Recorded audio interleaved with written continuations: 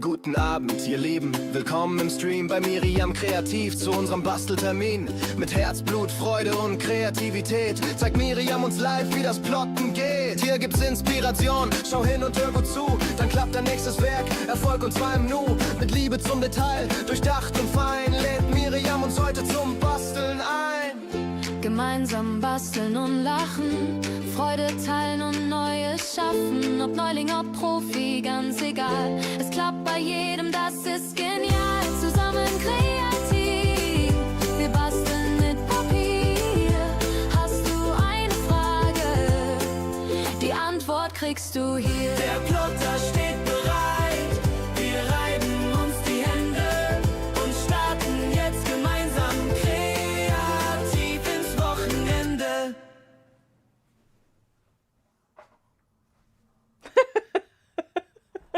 Hallo, guten Abend, ihr Lieben. Es ist mal wieder soweit. Es ist Zeit für die Silvesterbrille. Hallo an alle, ich freue mich, dass ihr so zahlreich schon da seid. Entschuldigung, ich bin 3 Minuten zu spät. Ich habe einfach noch einen kleinen Moment gebraucht, um mich hier zu sortieren, die Technik durchzuchecken und freue mich auf unseren allerletzten Stream für dieses Jahr. Ich habe die Woche echt gewütet. Ich war unheimlich fleißig. Ich habe eigentlich noch mal Tag und Nacht gearbeitet, um das eine oder andere für euch fertig zu machen. Ich habe leider längst nicht alles geschafft, was ich gerne geschafft hätte. Aber ich habe einen ganzen Schwung Dateien fertig bekommen und vielleicht habt ihr es heute im Shop auch schon gesehen, dass doch auch heute noch mal ein ganzer Schwung dazugekommen ist. Vielleicht habt ihr auch entdeckt, dass es eine Rabattaktion gibt. Das war so eine Spontanentscheidung. Diejenigen, die schon lange dabei sind, haben vielleicht gemerkt, dass dieser Dezember für mich sehr stressig war, am Mangel der Adventsaktion. Wir haben eigentlich in den vergangenen Jahren immer wirklich zu jedem Adventswochenende irgendwas gehabt und das ist dieses Jahr alles ausgefallen. Keine Ahnung, einfach weil es turbulenter war, noch turbulenter als in den anderen Jahren. Wir waren ja beide quasi 3 Wochen krank und irgendwie sind wir mit nichts so fertig geworden, wie es eigentlich sein sollte. Und als ich jetzt neulich Nacht um wie viel Uhr mal wieder noch irgendwie neue Dateien für euch freigeschaltet habe, habe ich gedacht, jetzt gibt es einfach zu Weihnachten nochmal eine Rabattaktion. 20% Rabatt, anders als bei der letzten Rabattaktion. Achtung, sind diesmal auch die Sets nicht ausgenommen. Das heißt, wer noch irgendwie auf ein bestimmtes Set ein Auge geworfen hat,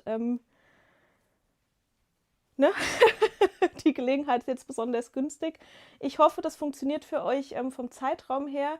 Ich hoffe, ihr seid ein bisschen weniger im Stress, als ich jetzt gefühlt im Stress war die letzten Tage. Sagt mir sonst nochmal, wenn das für euch zu knapp ist, weil es geht offiziell bis zum 24.12. Aber vor lauter, ich überschlage mich, um die Dateien in den Shop zu bekommen, habe ich auch noch nirgendwo Bescheid gesagt. Das heißt, es gab bisher keinen Facebook-Post zu dem Rabatt, es gab kein Newsletter, es gab gar nichts. Ihr seid quasi die Ersten, die das jetzt aus meinem Mund hören, dass es Rabatt im Shop gibt. Und das muss ich natürlich noch nachholen und werde versuchen, das so ein bisschen im Laufe der Woche zu machen. Mein Plan für den Rest des Jahres sieht tatsächlich so aus, dass ich so jetzt am Wochenende, Samstag, Sonntag noch die eine oder andere Kleinigkeit, wirklich nur noch Kleinigkeit fertig mache. Montag einfach noch versuche, letzte E-Mails zu beantworten und ab Dienstag offiziell im Winter-Weihnachtsurlaub bin. Das heißt, es ist wirklich der letzte Stream für dieses Jahr und wir sehen uns dann erst wieder am 16. Januar. Da ist der nächste Stream geplant. Ich habe mit dem Florian schon den Kalender gewälzt und geguckt, wann es weitergeht. Das heißt, es dürft ihr euch, wenn ihr mögt, sehr gerne schon eintragen, vormerken, 16. Januar, 20 Uhr. Ich sage einmal liebe Grüße an die Beate, sehr gerne geschehen mit dem Rabatt. Und ich freue mich, du hast die Merkliste entdeckt. Eine Sache, die ich nämlich diese Woche auch noch erledigt habe, ist für euch wieder eine Merklistenfunktion im Shop zu implementieren, weil ihr euch die lange gewünscht habt. Ne? Ihr habt lange gesagt, es wäre schön, wenn man noch so ein bisschen sammeln kann, was man vielleicht nicht sofort braucht, sondern bei einer Rabattaktion, also jetzt. Und die Merkliste ist jetzt wieder da. Das heißt, selbst wenn jetzt Sachen dabei sind, wo ihr sagt, das ist nichts für jetzt, aber vielleicht für später, könnt ihr es auf jeden Fall auf eure Merkliste packen. So, Antonia, vielen Dank für deinen Einkauf. Wenn du sagst, du hast es schon genutzt, ich freue mich. Sie geht noch nicht so ganz, Beate. Schreib mir bitte ganz genau, wenn irgendwas nicht funktioniert, eine kleine E-Mail, dann versuche ich das noch zu fixen.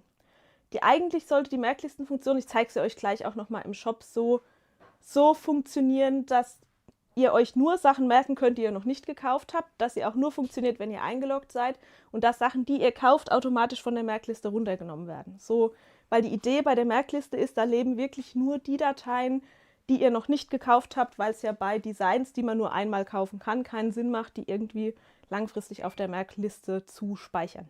So. Genau, Jonna stellt schon eine Frage. Ich habe wirklich eine turbulente Woche hinter mir. Ich habe nämlich noch zu allem übel Probleme mit meinem Plotter. Mein Caesar-Plotter macht nicht so ganz das, was er soll. Dafür blenden wir jetzt gleich mal auf die andere Kamera um. Ich hoffe, ich habe euch ausreichend belustigt. Ich bin noch nicht sicher, ob ich die jetzt die ganze Zeit auflasse. Ich glaube, ich nehme die dann mal ab. Wir schauen einmal gemeinsam auf mein Schnittproblem. Das hat bestimmt nicht jeder auch in der Story gesehen. Und ich weiß nicht, ob ich euch das hier eingefangen bekomme. Aber ich versuche es. Könnt ihr die Faltschnitte sehen oder ist es zu weiß und zu hell? Sonst versuche ich es gleich mal bei dem roten Teil, da sieht man es vielleicht auch. Also mein Caesar-Plotter, meine Caesar Juliette macht im Moment Probleme. Hier oben kann man es, glaube ich, jetzt sehen, wo der Finger davor liegt. Bei diesen kleinen gestrichelten Faltschnitten ist da mal immer wieder so einer zwischendrin, der so richtig hässlich geschnitten wird. Also wo einfach das ganze Papier geschoben wird. Und ihr seht es schon daran, dass ich hier unterschiedliche Papiere in der Hand habe. Es ist auch egal, ob das mein Foliatonkarton ist, der sich eigentlich exzellent plotten lässt, oder ob das irgendwie Tonpapier ist, das dünner ist. Das macht es mit verschiedenen Einstellungen, mit verschiedenen Klingen, mit verschiedenem Papier. Das heißt, in meinem Dafürhalten ist es entweder ein Problem in der Mechanik oder irgendwie ein Problem in der Übersetzung. Denn ich schwöre, dass meine Caesar das nicht von Anfang an gemacht hat. Aber ich habe jetzt zuletzt ja doch wieder einiges mit Faltlinien gemacht, unter anderem diese Wabenornamente. Und da hat mich das total gestört, dass diese Striche so schlecht geschnitten werden. Und deshalb bin ich wieder auf meine uralte Cameo 2 umgestiegen. Ist ein bisschen schlecht, weil ich eigentlich meinen Arbeitsplatz gerade so umgebaut habe, dass der Caesar-Plotter da schön hinpasst und der hat mehr Höhe und jetzt musste ich wieder irgendwas unterlegen, damit die Cameo 2 da überhaupt steht. Aber ich habe jetzt hier eben auch einige Sachen mit filigran Ecken und Kanten geschnitten und hatte keine Lust mehr, mich mit der Caesar rumzuschlagen. Ich habe das Ganze schon an den Support weitergeleitet, habe Fotos gemacht, habe eine Problembeschreibung geschrieben, habe auch schon eine Antwort gekriegt. Die Antwort hat aber mein Problem noch nicht gelöst. Und Jonna, weil du fragst, ich werde euch auf dem Laufenden halten, da wird es aber erst nächstes Jahr weitergehen, weil bei denen ist es auch so, die sind im Vorweihnachtsstress und dann auch irgendwann im Weihnachtsurlaub. Und bei dem, was ich da an Problemen vermute, wird man tiefer graben müssen. Also ich habe die ganzen normalen Problemfaktoren, die ich sonst mit euch troubleshooten würde, alle schon durch und das hat alles nichts gebracht und ich hatte einfach keinen Bock mehr. Ich habe die jetzt zur Seite gestellt und wirklich den alten Plotter wieder rausgeholt. Ich war ganz kurz davor, mir einfach eine neue Porträt zu kaufen, weil ich ja letzte Woche meine Liebe für kleine Geräte entdeckt habe. Aber ich habe es jetzt noch widerstanden, weil ich habe ja genug alte Geräte, die hier irgendwo rumfliegen. Ach, Beate schreibt schon, die Erweiterungen können nicht alle reingenommen werden. Nur beim Deko-Tannenbaum geht's schon. Danke, Beate. Das war deine Rückmeldung zur Wunschliste. Thema Erweiterungen. Ich schreibe es mir auf. Das kann ich lösen, das kriege ich hin. Hab's notiert, ich danke dir für die Rückmeldung. So viel dazu. Also, ihr habt gehört, Probleme mit dem Plotter. Ich gebe euch nächstes Jahr ein Update, ob sich das hat lösen lassen, ob ich mir über Weihnachten vielleicht mit meinem 3D-Drucker einen eigenen Plotter gebaut habe oder was so generell sonst noch so passiert ist. So, jetzt muss ich ein bisschen aufpassen, dass ich mich nicht verzettele. Urlaub habe ich gesagt, nächster Stream habe ich gesagt. Ich würde mit euch ganz kurz die Projekte durchgehen, die neu in den Shop gekommen sind, weil das so viele sind. Ich habe auch noch so ein bisschen was ich ausprobieren möchte. Ich habe jede Menge Fotos wieder von euch bekommen. Das heißt, ich würde ganz entspannt Stück für Stück mit euch durchgehen. Gut, also das erste, was hier schon mittendrin liegt, ist einmal die Pop-up-Karte mit dem Frohes Fest-Schriftzug und die habe ich euch in Arbeit letzte Woche auch schon gezeigt. Ich habe aber die in Arbeit-Variante extra nochmal nebendran liegen, um ein bisschen zu erklären, was hier noch anders geworden ist und wollte sie auch nochmal zeigen, nicht, dass ihr euch in die letzte Woche verliebt habt und die neue jetzt vielleicht nicht mögt. Einfach, damit ihr wirklich die Chance habt, nochmal zu gucken. Aber ich mache vorher ein bisschen Ordnung. Ihr seht schon, was sonst noch so liegt. Ich schiebe uns das einmal ein bisschen aus dem Bild, dass wir nicht die ganze Zeit quasi komplettes Projektchaos im Bild haben. Flocken alle zur Seite. So, Kleber zur Seite. So, tada! Und Schon sieht es hier nicht mehr ganz so chaotisch aus, wie es hier überall drumherum aussieht. Also hier zeige ich sie euch gerade nochmal offen. Sie ist wirklich super schnell gebastelt. Also wer von euch jetzt auf den letzten Drücker noch schnell einen Weihnachtsgruß braucht, dem kann ich die Karte sehr ans Herz legen. Es ist keine dezidierte Gutscheinkarte geworden. Das heißt, ihr könnt die durchaus für normale Weihnachtsgrüße verwenden oder aber auch einfach den großen Platz hier in der Karte nutzen, um irgendwo noch eine Gutscheinkarte mit einzukleben, weil ich nehme an, dass einem eine Seite auch reicht, um einen Weihnachtsgruß unterzubringen. Der Zusammenbau geht super easy. Ihr habt diese 2 Lagen, die vordere und die hintere Lage. Die werden in der Mitte mit einer Bergfalte vorgefaltet. Die Klebelaschen unten werden umgeknickt. Das Ganze wird dann einmal hier in die Grundkarte eingebaut. Auch die Grundkarte faltet man in der Mitte einmal vor, bevor man hier einmal diese Steckverbindung durchsteckt und auf der Rückseite festklebt. Hier könnt ihr das Festkleben auf der Rückseite noch erkennen. Hier könnt ihr sehen, dass dann hier die Klebelasche einmal auf die Rückseite durchgeholt wird. Und ich wollte euch das eben hier noch mal kurz im Vergleich zeigen und auch erklären, was anders geworden ist und warum. Und zwar seht ihr jetzt rechts mit dem goldenen Unterteil, das ist die aktuelle Version, das war der Prototyp. Es sind einfach noch mal mehr Sternchen dazu gekommen, hier beim Frohes Fest, um euch mehr Stabilität in diese Karte zu bringen, weil gerade hier, wo der Knick lang läuft, von oben nach unten durch das E hier seitlich noch sehr wenig gehalten war. Ihr seht, es funktioniert an und für sich trotzdem, aber wer meine Designs kennt, weiß, dass ich sehr viel Wert auf Stabilität lege und darauf, dass es für euch in der Machbarkeit auch möglichst gut ist. Und das ist so eine Kleinigkeit, die mich einfach noch gestört hat. Das heißt, ich wollte hier nochmal eine Stabilisierung reinbringen und habe das halt nochmal mit kleinen offenen Sternchen gespielt, die ich jetzt hier einmal eingebaut habe. Und damit jetzt nicht nur hier an einer Stelle dann so ein anderes Sternchen auftaucht, habe ich hier einfach noch ein bisschen aufgefüllt. Das heißt, hier oben im Eck, unten im Eck ist auch nochmal so ein Sternchen dazu gekommen. Hier hinten hat sich nochmal eins reingeschmuggelt. Das heißt, ihr habt einfach ein bisschen mehr, was da motivmäßig um das Frohes Fest herum noch los ist. Ich hoffe, euch gefällt diese Variante. Ich arbeite da, wie gesagt, auch wirklich immer an den Details. Das heißt, ich nehme jetzt nicht einfach das fertige Motiv aus der Tunnelkarte, klatsche das hier in so einen Kranz und sage, fertig ist, sondern ich gehe wirklich durch und gucke, dass das für diesen speziellen Anwendungsfall mit dieser Faltung in der Mitte auch wirklich alles funktioniert. Da haben sich dann auch hier an dem vorderen Kranz nochmal Details geändert, die man bestimmt nur sieht, wenn man weiß was. Aber hier ist es so ähnlich. Und zwar, wenn ihr auf die erste Variante schaut, läuft hier dieser Schnörkel nach oben und ist hier an der Kante so ein bisschen blöd abgeknickt. Und ihr seht, diese kleine Ecke, die hält sich nur ganz hier oben am Rand fest und faltet sich entsprechend dann beim Wiederaufklappen nicht so schön mit auf. Und um das einfach zu vermeiden, habe ich den ganzen Schnörkel so ein bisschen an dem Kreis hier nach unten geschoben, damit er hier oben gar nicht mehr an dieser Kante mit der Faltlinie liegt, sondern der ist so ein kleines bisschen nach links rumgewandert, um auch da wieder so einen unschönen Knick einfach zu vermeiden. Das heißt, ich habe nochmal für euch optimiert, damit es sich noch schöner schneidet, damit es sich noch schöner von der Matte löst und obwohl man insgesamt ein sehr, sehr filigranes Motiv hat, alles trotzdem in sich so stabil ist wie möglich. So. Oh, wie süß die Frage. Es tut mir so leid, ich habe so vieles nicht fertig geschafft dieses Jahr. Das Weihnachtswinterdesign für die XXL-Kugel ohne Kleben wird dann wahrscheinlich nicht kommen oder ich wollte eigentlich so gern, aber ich habe es ehrlich gesagt einfach nicht geschafft. Ich hatte sogar schon ein Motiv auch gezeichnet für die Laterne ohne Kleben. Das ist auch bis jetzt noch nicht geplottet. Und bei dem, wie mich meine Plotter gerade ärgern, ist auch alles, was irgendwie filigran ist, aktuell ein bisschen schwierig. Also ich muss erst mit denen noch ausmachen, wie es da jetzt weitergeht. Außerdem schreibt Diana, ich bin schuld, seit einer Woche sucht sie nach einem Bambulab 1 Mini und bisher konnte sie noch widerstehen, aber sie hat so die Vermutung, dass es nicht ewig anhalten wird. Ja, wir gucken mal, wir schauen mal, was da an Projekten noch so kommt und ich freue mich immer, wenn ich euch mit neuen Hobbys infizieren kann. Ich verspreche eins, 3D-Druck wird bei mir keine Eintagsfliege als Erscheinung sein, das wird uns jetzt einfach auf unserem kreativen Weg begleiten. Keine Sorge, ich verspreche aber auch, dass es weiterhin auch Papierprojekte geben wird. Also ihr müsst jetzt euch keine Gedanken machen, dass ich jetzt plötzlich nur noch 3D-Druck mache. Das wird nicht passieren. So viel zu meiner Pop-Up-Karte. Ich bin mit dem letztlichen Ergebnis sehr glücklich. Hier die Grenze hatte ich auch nur aufgehoben, um genau diese Veränderung nochmal zeigen zu können. Die können damit jetzt weg. Der Prototyp kann auch weg. Ich habe euch gezeigt, was sich geändert hat und auch ein bisschen erklärt, warum.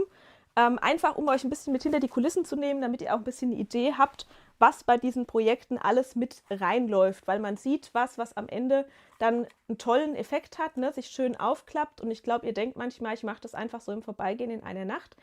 Nein. Also selbst wenn der allererste Prototyp vielleicht schnell gemacht ist, ich nehme mir jedes Mal wirklich die Zeit, das ordentlich zu machen, weil ich es anders nicht kann. Ich bringe es nicht über mich, dann einfach 5 Grad sein zu lassen. Und ja, so bin ich einfach und deshalb dauert es manchmal so lang, wie es dauert. So viel dazu. Damit darf die Pop-up-Karte einmal zur Seite. Und wir gucken uns noch mal kurz die Schneeflocken an. Da habe ich ein bisschen Basisinfo auch für euch. Die habe ich euch letzte Woche schon gezeigt. Ich zeige sie aber noch mal kurz. Und zwar haben wir die mit dem 3D-Drucker ja letzte Woche sogar selbst eine gedruckt, als wir den Bambulab A1 Mini ausgepackt und in Betrieb genommen haben. Und ich liebe die Dinger. Die haben sich bei mir schon gnadenlos vermehrt. Ich zeige es nur mal so ganz kurz so. Ich habe schon eine Kiste mit Schneeflocken, die ich jetzt dann morgen auch hoffentlich endlich an meinen Baum hängen werde. Ich will dazu aber ganz kurz noch mal was sagen. Und zwar ist das eigentlich gezeichnet und entstanden als Folienmotiv. Ich habe das hier zwar mit dem 3D-Drucker umgesetzt, ihr könnt die aber super gut auch aus Folie schneiden und zum Beispiel ans Fenster kleben. Zeige ich euch nachher in den Kundenfotos ein Beispiel. Das ist super schön geworden. Ihr könntet die, das muss ich auch dazu sagen, theoretisch auch aus Papier schneiden. Gibt es ein Beispiel von der Karin in der Facebook-Gruppe. Aber Achtung, ich habe die bewusst Folienmotiv genannt, aus einem einfachen Grund. Wenn ihr die aus Papier schneidet und so als Streuteil auf den Tisch legt, gar kein Problem. Aber wenn ihr die aus Papier schneidet und aufhängen wollt, hier an einem von diesen Flockenarmen, dann werdet ihr eben nicht lange damit glücklich sein, weil diese Arme so zierlich sind, dass das mit Papier alleine nicht hält. Das ist nicht stabil genug. Das wird einfach umknicken in die eine oder andere Richtung und die Ärmchen werden dann runterhängen. Und deshalb läuft es offiziell unter dem Titel Folienmotiv, obwohl alle Elemente miteinander verbunden sind. Für euch zur Erklärung, wie habe ich da eigentlich immer unterschieden? Folienmotive sind Motive bei mir im Shop, bei denen mitunter eben nicht gewährleistet sein muss, dass alle Elemente des Motivs auch zusammenhängen, weil was ist das Besondere, wenn man mit Folie plottet? Man hat den Träger und auf dem Träger wird das Material gehalten. Das heißt, ich könnte jetzt hier ringsherum auch noch kleine Pünktchen anordnen oder kleine Schnörkelchen und der Träger von der Folie würde euch das alles an Ort und Stelle halten, bis ihr die Folie auf ein Textil presst oder an euer Fenster klebt oder wohin auch immer. Und die Trägerfolie schafft die Verbindung. Das heißt, bei Folienmotiven kann es eben sein, dass hier irgendwo verstreut auch Motivelemente sitzen, die nicht fest mit dem Hauptmotiv verbunden sind. Bei Papiermotiven geht das nicht. Also ich kann euch das vielleicht hier am Beispiel von der Krone, die ich nachher noch mit euch kleben will, noch mal kurz demonstrieren. Wenn ihr euch das hier anschaut, habe ich da auch ganz viele kleine Motivteile drin, Sternchen, noch mehr Sternchen, die Zahlen und alles hängt irgendwo miteinander zusammen. Und zwar auch wieder so, dass sich eine möglichst stabile Fläche ergibt. Und das ist das, wie ich normalerweise zwischen Folienmotiv und Papiermotiv unterscheide. Bei Papier brauche ich einen ausreichend breiten Papiersteg, damit das in sich stabil wird und eben genug Berührpunkte zu anderen Motivelementen, damit sich eine schöne Fläche ergibt, die dann insgesamt zusammenhängt. Das brauche ich alles bei Folie nicht. Bei Folie kann ich filigraner gehen als bei Papier und ich brauche nicht diese zusammenhängende Fläche. So. Aber man kann diese eigentlich für Folien gezeichneten Motive in diesem Fall super schön auch mit dem 3D-Drucker umsetzen, indem man denen einfach Tiefe gibt. Und da ist der Annette gestern was aufgefallen, als sie die Datei in den Slicer gezogen hat. Das will ich mir mit euch gleich nochmal angucken. Ich habe also an eine extra Dateikonfiguration gearbeitet, die jetzt dann mehr oder minder auch Slicer-freundlich ist. Ganz wichtig, bei den Projekten, bei denen ich das für sinnvoll halte und erlaube, dass man die mit dem 3D-Drucker umsetzt, markiere ich das auch entsprechend für euch im Shop. Das heißt, es steht explizit dabei, die sind 3D-Druck geeignet. Es liegt auch eine zusätzliche PDF mit zusätzlichen Lizenzbestimmungen bei, die es euch explizit erlaubt, diese Dateien dann auch mit dem 3D-Drucker umzusetzen und die technisch notwendige Umwandlung dafür zu machen. Das können wir uns eigentlich gerade mal gemeinsam angucken, wenn ihr wollt. Wir können einmal ganz kurz zusammen in den Slicer gehen, damit ich erklären kann, was damit gemeint ist. Mit dieser technisch notwendigen Umwandlung. Denn ihr habt jetzt eigentlich eine SVG und ihr macht aus der SVG jetzt ja dann ein 3D-Format. Das muss man aber, weil ohne kann man die ja nicht 3D drucken. Gebt mir einen klitzekleinen Moment. Ich suche mir einmal hier mein Folienmotiv und ziehe das einmal in die Software. Wunderbar. Und dann hole ich euch einfach einmal dazu. Ich hoffe, das klappt direkt, dass ihr meinen Bildschirm seht und einmal jetzt auch die Slicer-Software, die hier schon offen ist.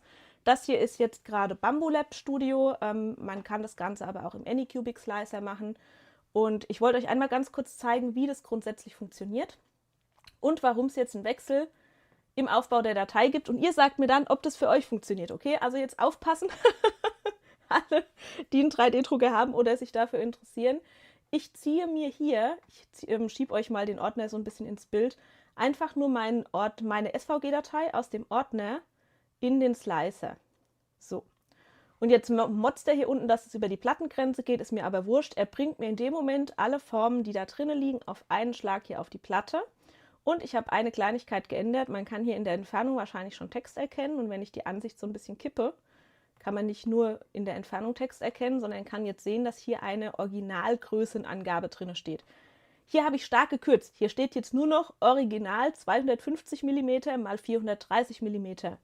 Eigentlich stand in diesen Rahmen bei den normalen Plotter-Dateien immer ein bisschen ausführlicher Größenkontrollrahmen, Skalierungsrahmen, irgendwas in der Form.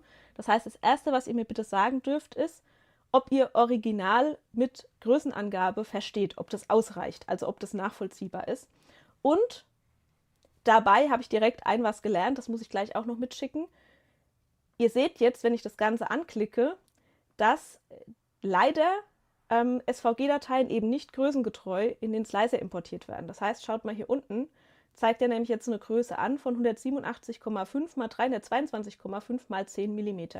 10 mm ist so ein Standardwert, den die Slicer, die ich jetzt benutze, beide machen, sowohl Anycubic als auch der Bambulab Slicer, wenn man eine SVG-Datei hier reinbringt. Das heißt, die fügen automatisch Dicke zu der eigentlichen flachen 2D-Form hinzu.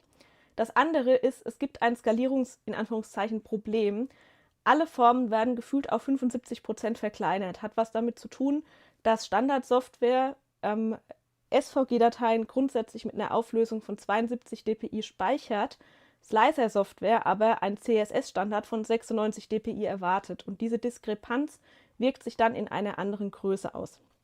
So, ich habe dasselbe erst festgestellt, nachdem ich meine Schneeflocken gedruckt habe. Das heißt, die haben auf 75% super geklappt.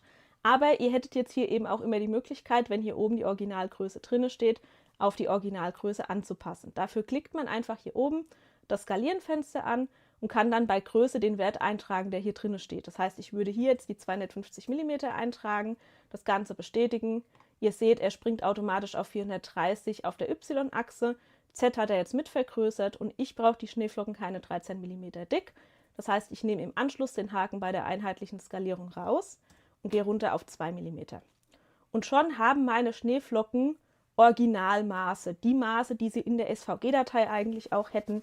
Wenn einem das wichtig ist, kann man eben anhand der Zahl wirklich schauen und die Originalgröße im Slicer relativ einfach herstellen. Jetzt muss ich natürlich zum Drucken diesen Rahmen irgendwie noch loswerden. Dafür muss man einen Rechtsklick machen. Das geht auch so ziemlich in jeder Software, die ich bis jetzt getestet habe. Und dann auf Teilen klicken zu Objekten. Jetzt blinkt er hier kurz auf und dann kann ich den kompletten Rahmen in einem löschen. Deshalb hat sich der Rahmen auch so ein bisschen verändert. Ihr seht diesen schmalen Steg hier oben, der diesen äußeren Rand mit den Buchstaben verbindet, damit man auch in nicht so intelligenten Softwaremodellen diesen ganzen Rahmen mit einem Entfernen rausnehmen kann und dann nur noch die Schneeflocken übrig bleiben. So, ich hoffe, das war bis hierhin nachvollziehbar. Und dann kann man das Ganze entsprechend anordnen. Also ich könnte mir jetzt hier noch eine Platte dazulegen und kann zum Beispiel sagen, ich packe mir die große Flocke und, sorry, jetzt habe ich einmal alles gedreht. Und hier noch zwei kleine Flocken, einmal auf die andere Platte. Also ihr könntet jetzt ab hier ganz frei anordnen. Aber der Gag ist eben, dass man mit dieser Dateikonfiguration alle Formen, die in der Datei liegen, auf einen Schlag in die Software bringen kann, die alle auf einen Schlag auch auf eine Originalgröße bringen kann, wenn man das denn möchte, auf einen Schlag die Dicke anpassen kann. Ihr könntet auch auf einen Schlag zum Beispiel die Filamenteinstellung mit Rechtsklick Filamentwechsel wechseln und erst dann diese Verknüpfung aufheben, indem ihr, wie gesagt, Rechtsklick Teilen nach Objekten durchführt und dann habt ihr eben die einzelnen Flocken, die ihr hier verteilen könnt. Ich weiß, für die, die jetzt keinen 3D-Drucker haben, war das jetzt kurz langweilig und super technisch. Die mögen es mir bitte nachsehen. Das ist jetzt einfach alles so neu, dass wir da jetzt immer mal wieder drauf eingehen müssen, damit ihr auch die Chance habt, tatsächlich mit den Dateien zu arbeiten. Ich zeige das nochmal im Schnelldurchgang, auch in der Anycubic-Software, weil ich weiß, dass einige von euch sich auch entsprechend meiner Empfehlung den Cobra S1 gekauft haben. Da funktioniert es genauso. Ich schiebe die SVG einmal hier rein. Und ihr seht, da kriege ich direkt ein Dialogfenster, das hier an der Seite aufgeht, wo ich meine Maße auch eintragen kann. Um das zu bearbeiten, muss ich hier einmal auf den Stift klicken und kann jetzt hier meine 250 mm eingeben und kann jetzt hier auch im gleichen Schritt schon die Tiefe eingeben. In dem Fall dann die 2 mm. Kann das bestätigen und müsste jetzt nur noch den Schriftrahmen loswerden. Bevor ich den Schriftrahmen loswerde, stelle ich aber jetzt das Filament noch um. Rechtsklick Filament wechseln zu einer anderen Farbe und nochmal Rechtsklick teilen zu Objekten. So, und dann kann ich nämlich hier den Rahmen einmal anklicken und kann den gleich einfach rauslöschen. Und habe im Endeffekt jetzt das gleiche Ergebnis wie bei Bambulab gerade, nämlich dass ich meine Schneeflocken in der Originalgröße einmal hier in der Software habe und sie dann entsprechend auch frei positionieren kann. Und ich habe einfach den Aufbau, sage ich mal, der Datei insofern geändert, als dass vorher der Text oben nicht durch diese Zeile verbunden war. Und in Anycubic ist es zumindest so, wenn ich dann teile und der Text nicht diese feste Verbindung hat, dann bekomme ich 1000 einzelne Buchstaben. Danke, Annette, dass du mich darauf hingewiesen hast, weil es einfach dann im Handling ein bisschen nervig ist, die auch wieder loszuwerden. Die Karin fragt, warum sind in meiner Datei 5 Flocken, sie hat nur 4. Karin, das ist eine sehr gute Frage. Ich habe keine Ahnung, wie das sein kann, dass du eine andere Flockenanzahl hast als ich. Schick mir doch mal eine Mail. Häng doch mal die Datei vielleicht an oder mach mir einen Screenshot und schick mir einfach eine Mail an die shop@miriamkreativ.de Adresse, dann kann ich einfach nach dem Stream noch mal kurz reingucken. So, die Kim fragt, habe ich die falsche gekauft? Kim, falsch inwiefern? Wir switchen jetzt gerade noch mal hier rüber zum Tisch und zu den Flocken. Es gibt verschiedene Flocken. Wegen diesem ganzen Stabilitätsthema, Papierfolie, was ich gerade vorher erzählt habe, habe ich euch schon in Aussicht gestellt, dass ich auch gerne noch eine Flockenvariante machen möchte, die besser optimierter papiertauglich ist und die zeige ich euch hier. Was ist hier anders als bei diesen Flocken? Ich glaube, es fällt euch eigentlich vielleicht an der Variante sofort in den Blick, wenn ihr hier vergleicht, das ist die Variante mit dem 3D-Drucker oder der Folie, also mit Träger oder eben selbst ausreichend stabil. Das ist die Variante in Papier. Hier habe ich einfach diesen Ring bei dieser Flocke hinzugefügt, um diese Ärmchen, die hier nach außen stehen, miteinander zu verbinden, damit die, wenn ich das jetzt als Papieranhänger mir irgendwo aufhänge, eben nicht einfach einzeln irgendwohin umklappen, sondern dass das Ganze in sich nochmal so eine Zusatzstabilisierung hat. Ich habe aber nicht nur den Ring drumherum gelegt, sondern ihr kennt mich, ich fummel dann immer an mehreren Stellen rum. Man kann es vielleicht sogar sehen, das habe ich vorher gar nicht ausprobiert. Ja, so fast, wenn man es hier drauf legt. Also ihr seht, das unten drunter ist ein bisschen größer. Ihr seht aber zum Beispiel auch, dass hier dieser Stiel von dem Stern nicht mit dem Flockenarm verbunden ist. Hier ist er verbunden bei der Papiervariante. Auch wieder für zusätzliche Stabilität. Das heißt, überlegt euch einfach, was euch am sympathischsten ist, was ihr vorhabt. Wenn ihr einfach nur aus Folie plotten wollt, könnt ihr natürlich beide Varianten verwenden. Da schadet die zusätzliche Stabilisierung auf keinen Fall. Aber ihr braucht sie eben auch nicht unbedingt. Das heißt, da könntet ihr auch auf diese filigrane Version gehen. Wenn ihr aus Papier plotten und die Teile wirklich aufhängen wollt, seid ihr eher bei der Variante. Ich habe das hier aus normalem Folia-Tonkarton mit 220 Gramm geschnitten, weil ich bei noch dickerem Karton oft das Problem habe, dass der Schnitt dann irgendwie noch franzeliger wird. Deshalb habe ich hier die 220 Gramm verwendet. Und diese hier ist dieses Jahr so gefühlt meine Lieblingsflocke. Die liebe ich sehr.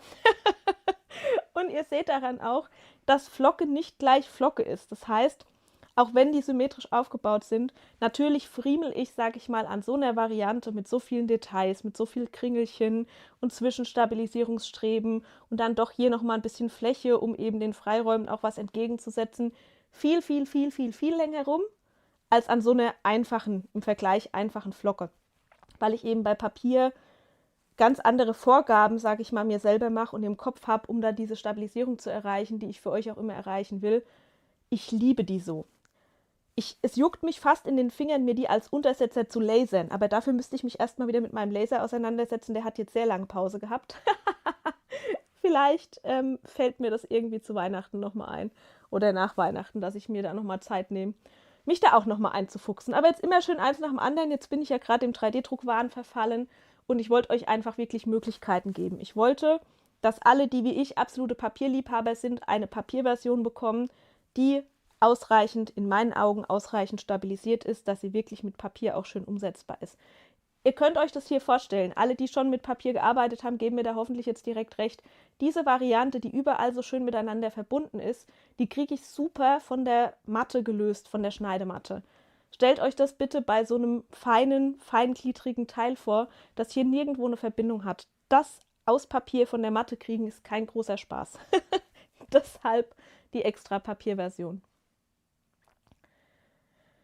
Die Karin schreibt die Anordnung wie auf meiner Papierdarstellung. Sie hatte alle 4 Flocken auf dem Papier angeordnet. Oder es haben nur 4 draufgepasst und du bist jetzt verwirrt. Das kann natürlich sein, Karin.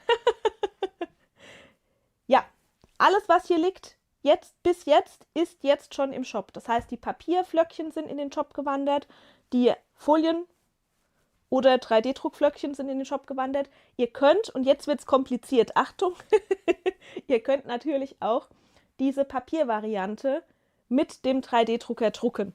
Und da seht ihr jetzt auch gleich diesen Skalierungsfaktor von 75%, den ich hier tatsächlich nur aus einem Grund bemerkt habe. Achtung, wir haben letzte Woche mit dem kleinen Bambulab gearbeitet und ich wollte unbedingt, dass diese Flocke, diese hier, auf die Platte vom Bambulab passt. Der kleine Bambulab A1 Mini hat einen Bauraum von 18 x 18 x 18 cm, wenn ich das richtig im Kopf habe. Das heißt, ich habe darauf geachtet, dass die 17,9 groß ist. Habe die in den Slicer gezogen und mich gewundert, warum die nicht 17,9 groß ist.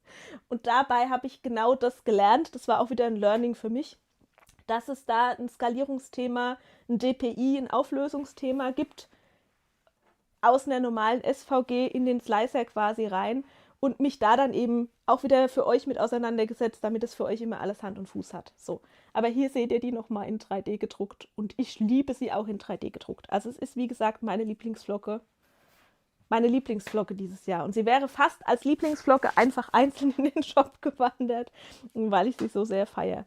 Na, da seht ihr jetzt den Faktor. Das sind die 3D-gedruckten Teile sind eben 75% im Vergleich zu den größeren Teilen. Und vielleicht nützt euch die Info, sage ich mal, ja auch bei anderen eigenen Projekten, wenn ihr selbst eine SVG erstellt und euch in den Slicer reinzieht, die mit dem 3D-Drucker drucken wollt, dann habt ihr das jetzt auf dem Schirm, dass es da ein Thema mit der Größe gibt und dass es sinnvoll sein kann, sich selbst einen Skalierungsrahmen oder sowas anzulegen. Atmen. Ja, ihr seht, ich bin im Moment ganz verliebt in dieses ganze 3D-Druck trifft Plotter-Thema. Ich liebe es hier bei diesen Motiven total, dass beides funktioniert. Also, dass ich sowohl plotten kann, seht ihr hier an den Papierflocken, als auch dieses Papierflockenmotiv einfach in den 3D-Drucker stecken, die Dicke festlegen kann und das Ganze dann einfach einmal mit dem 3D-Drucker ausdrucken kann. Und weil ich gerade so verliebt bin, die Schneeflocken haben mir jetzt total angetan, muss ich gestehen, habe ich vielleicht schon wieder noch mehr Schneeflocken gedruckt.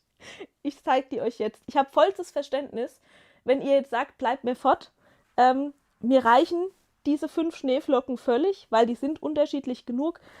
Ich liebe das aber. Für mich hat es immer Eskalationspotenzial, dass die ähnlich, aber eben doch unterschiedlich sind. Und ich liebe es dann einfach, Varianten zu bauen, wo ich so einzelne Motivelemente von diesen Flocken nochmal anders zusammenstelle. So, okay, also die hier einmal weg. Jetzt kommen die, die noch nicht im Shop sind. Ich hoffe, ihr seht es mir nach und sagt mir auch ganz kurz, ob ihr die noch brauchen könnt oder ob wir uns die für nächstes Jahr Winter aufheben, weil der Winter dauert ja auch noch ein bisschen. Hier sind noch mehr. Achtung. Sorry, falls ich heute mit meiner viel zu großen Freude über Schneeflocken so ein bisschen nerve. Aber bei uns ist weit und breit kein Schnee in Sicht und entsprechend hänge ich mir meinen Schnee einfach selbst an meinen Baum. In der SVG-Datei muss die Größe in Millimetern eingetragen sein. Gerd, das ist bei mir aber eigentlich der Fall. Das hat leider nichts gebracht. Was trinken? Fragezeichen. Ja, guter Hinweis. Danke, Heike. Ja, genau, der Winter kommt erst. Also, 5 weitere Flocken. 1, 2, 3, 4 und 5. So, und jetzt weiß ich, ist es vielleicht auf den ersten Blick schwer, die auseinanderzuhalten. Das war Absicht. Aber sie sind eben alle wieder unterschiedlich im Vergleich zu den eigentlichen Flocken. Also ihr seht, die hier hat zum Beispiel diese schönen kleinen Kringelarme in der Mitte, die diese Flocke auch hat, aber ein bisschen anders angeordnet. Es kommt ein weiteres, ganz anderes Motivelement ins Spiel. Das sind die Stäbchen hier, die am Ende den geschlossenen Kringel quasi haben. Mag ich auch sehr, weil das wieder so sehr Richtung zierlich und filigran geht. Und dann habe ich natürlich einfach so ein bisschen hin und her gespielt und habe das von hier dann hier auch nochmal eingebaut. Habe geguckt, dass dieser Aufbau von der Mitte hier sich eben auch mit einem der Flocken, die in dem anderen Set schon drin sind, trifft. Hier habe ich den mini süßen kleinen Stern von dieser Flocke nochmal in die Mitte integriert. Also es bringt einfach nochmal mehr Varianz.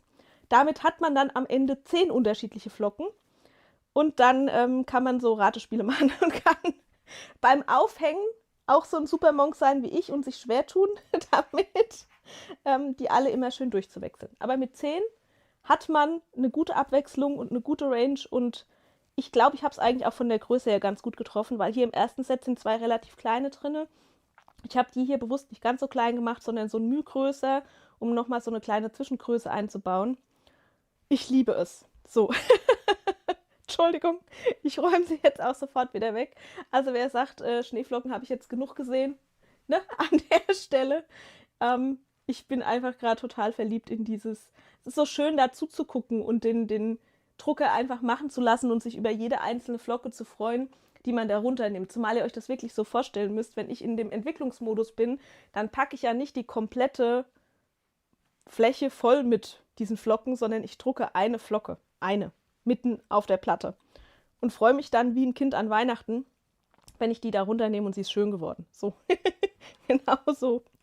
Gut, ich sortiere die jetzt gleich auseinander, weil von den neuen müsste ich euch auch erst noch ein Foto wenigstens machen. Ihr habt es jetzt zwar schon mal, ne, so, hier so gesehen, aber natürlich, ihr kennt mich, brauche ich ein Shop-Foto. Annette, du magst die Flocken, ne? Du hast ja die eine auch schon in XL gedruckt. Gut. Dann habe ich was anderes auch noch fertig geschafft, auf das einige von euch auch schon gewartet haben. Liebe Grüße an dieser Stelle an die Sandrine, die mich angeschrieben hat und gefragt hat, völlig zu Recht, ob der Fächerstern mit den neuen Zusatzstrahlen noch in den Shop kommt. Ja, hier ist er. Und das hat mich auch noch mal ein bisschen Mühe gekostet. Den kann ich euch hier jetzt nicht in echt zeigen. Das ist der Zusatzstrahlen neue Fächerstern XL, den ich für meine Freundin Patricia gebastelt habe. Ihr kennt die Geschichte, wenn ihr öfter hier im Stream dabei seid. Ihrer war kaputt und hatte eben, ja, da war nichts mehr zu retten, keine Chance mehr, wiederhergestellt zu werden. Und der war anders, aber ich wollte sehr gerne dieses Element mit den vielen Strahlen aufnehmen. Und das ist auch ein Foto quasi bei ihr geschossen in der Wohnung, direkt nachdem wir den aufgehängt haben.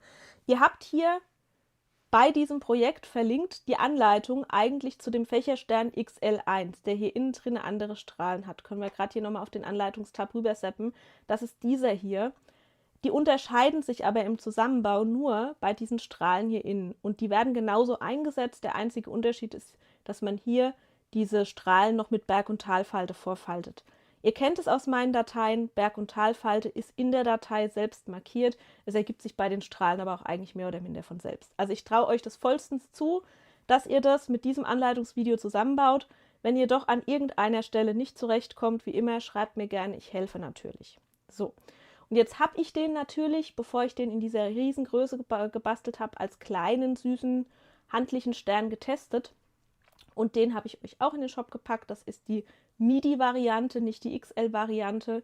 Und die MIDI-Variante passt übrigens dann auch wieder auf den Ständer, der hier noch nicht verlinkt ist. Das hole ich dann wohl besser immer noch nach.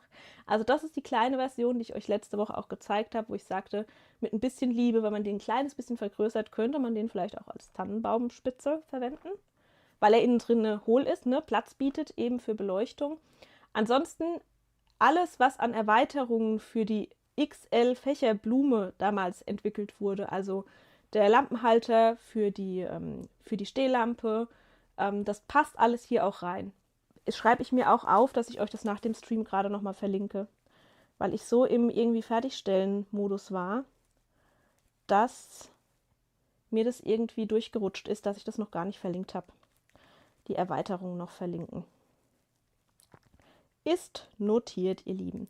Und ihr habt es schon entdeckt, vielleicht hier direkt nebendran, wie bei dem Fächerstern XL und dem MIDI 1, habe ich euch da auch einfach wieder ein Bundle zusammengepackt, weil die sind einfach auf die jeweilige Größe optimiert, aber vom Zusammenbau her komplett identisch. Ich habe aber bei dem kleinen wieder geguckt, dass die Klebelaschen möglichst groß sind, dass ihr also nicht eine Mini-Klebelasche habt, nachdem man das von hier nach hier skalieren würde. Und habe euch entsprechend wieder beide Versionen in den Shop gepackt, weil ich das von euch ja schon kenne, dass ihr das mögt, wenn ihr wirklich Originale in perfekt austarierter Größe direkt auch wirklich separat und getrennt habt und da nicht selber rumfummeln müsst, gibt es den in XL und gibt ihn in MIDI. Es gibt ihn im Sparset und Achtung, mit der Rabattaktion gerade gibt es auf das Sparset nochmal 20% Rabatt. Das heißt, dieser Weihnachtsrabatt jetzt, der gilt auch auf die Sets, die sind da nicht ausgenommen. Und das ist der Ständer, den ich gemeint habe. Diese Mini-Stehlampe, die wäre jetzt wieder zu 100% kompatibel mit dem kleinen Stern MIDI 2.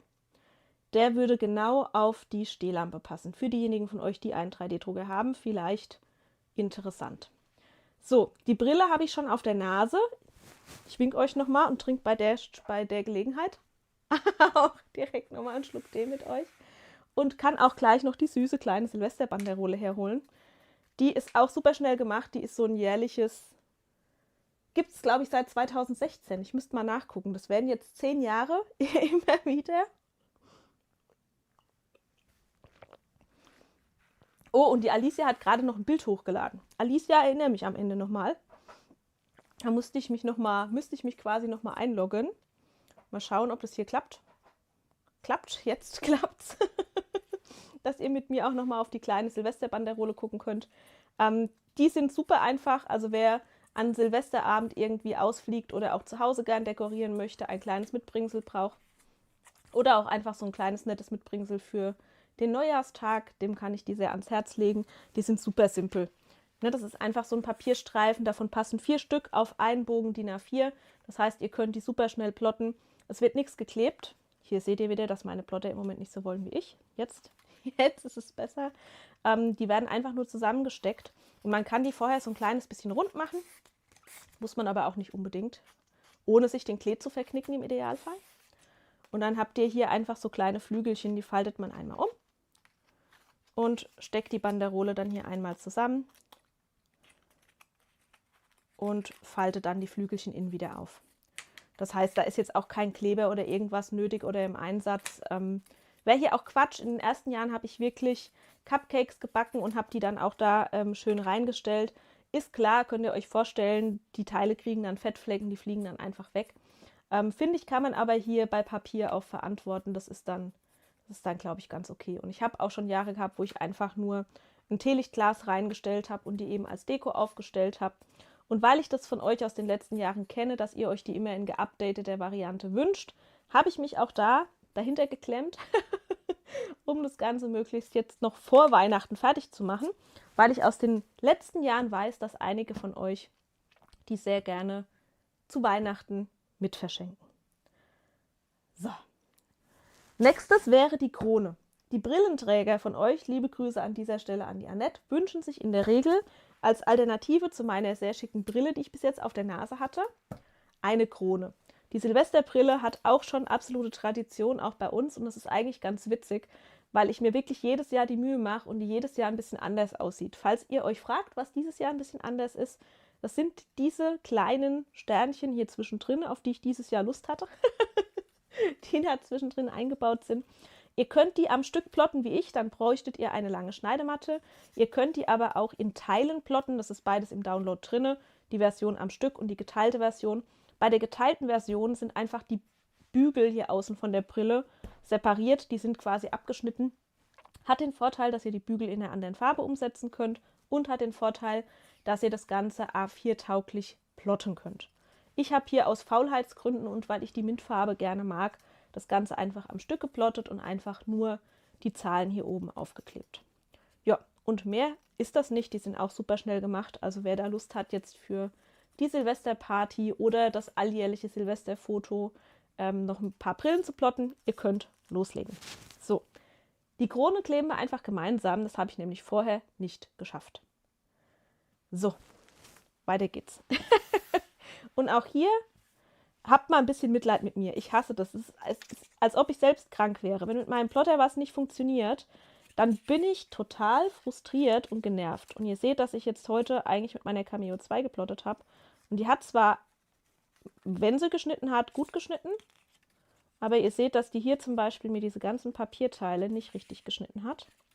Und das, obwohl ich meinen Überschnitt schon auf 0,3 erhöht habe. Also irgendwie, wenn ich richtig viel Muse zwischen den Jahren habe, muss ich meinen Plotterbestand durchwühlen. Und entweder muss ich einen davon wieder richtig in Schuss bringen oder ich muss einen neuen Plotter kaufen. Weil es mich unfassbar ausbremst beim Entwickeln von Dateien für euch, wenn ich keinen Plotter habe, der auf Anhieb ein brauchbares Schnittbild liefert. Das kann ich ganz, ganz schwer ertragen.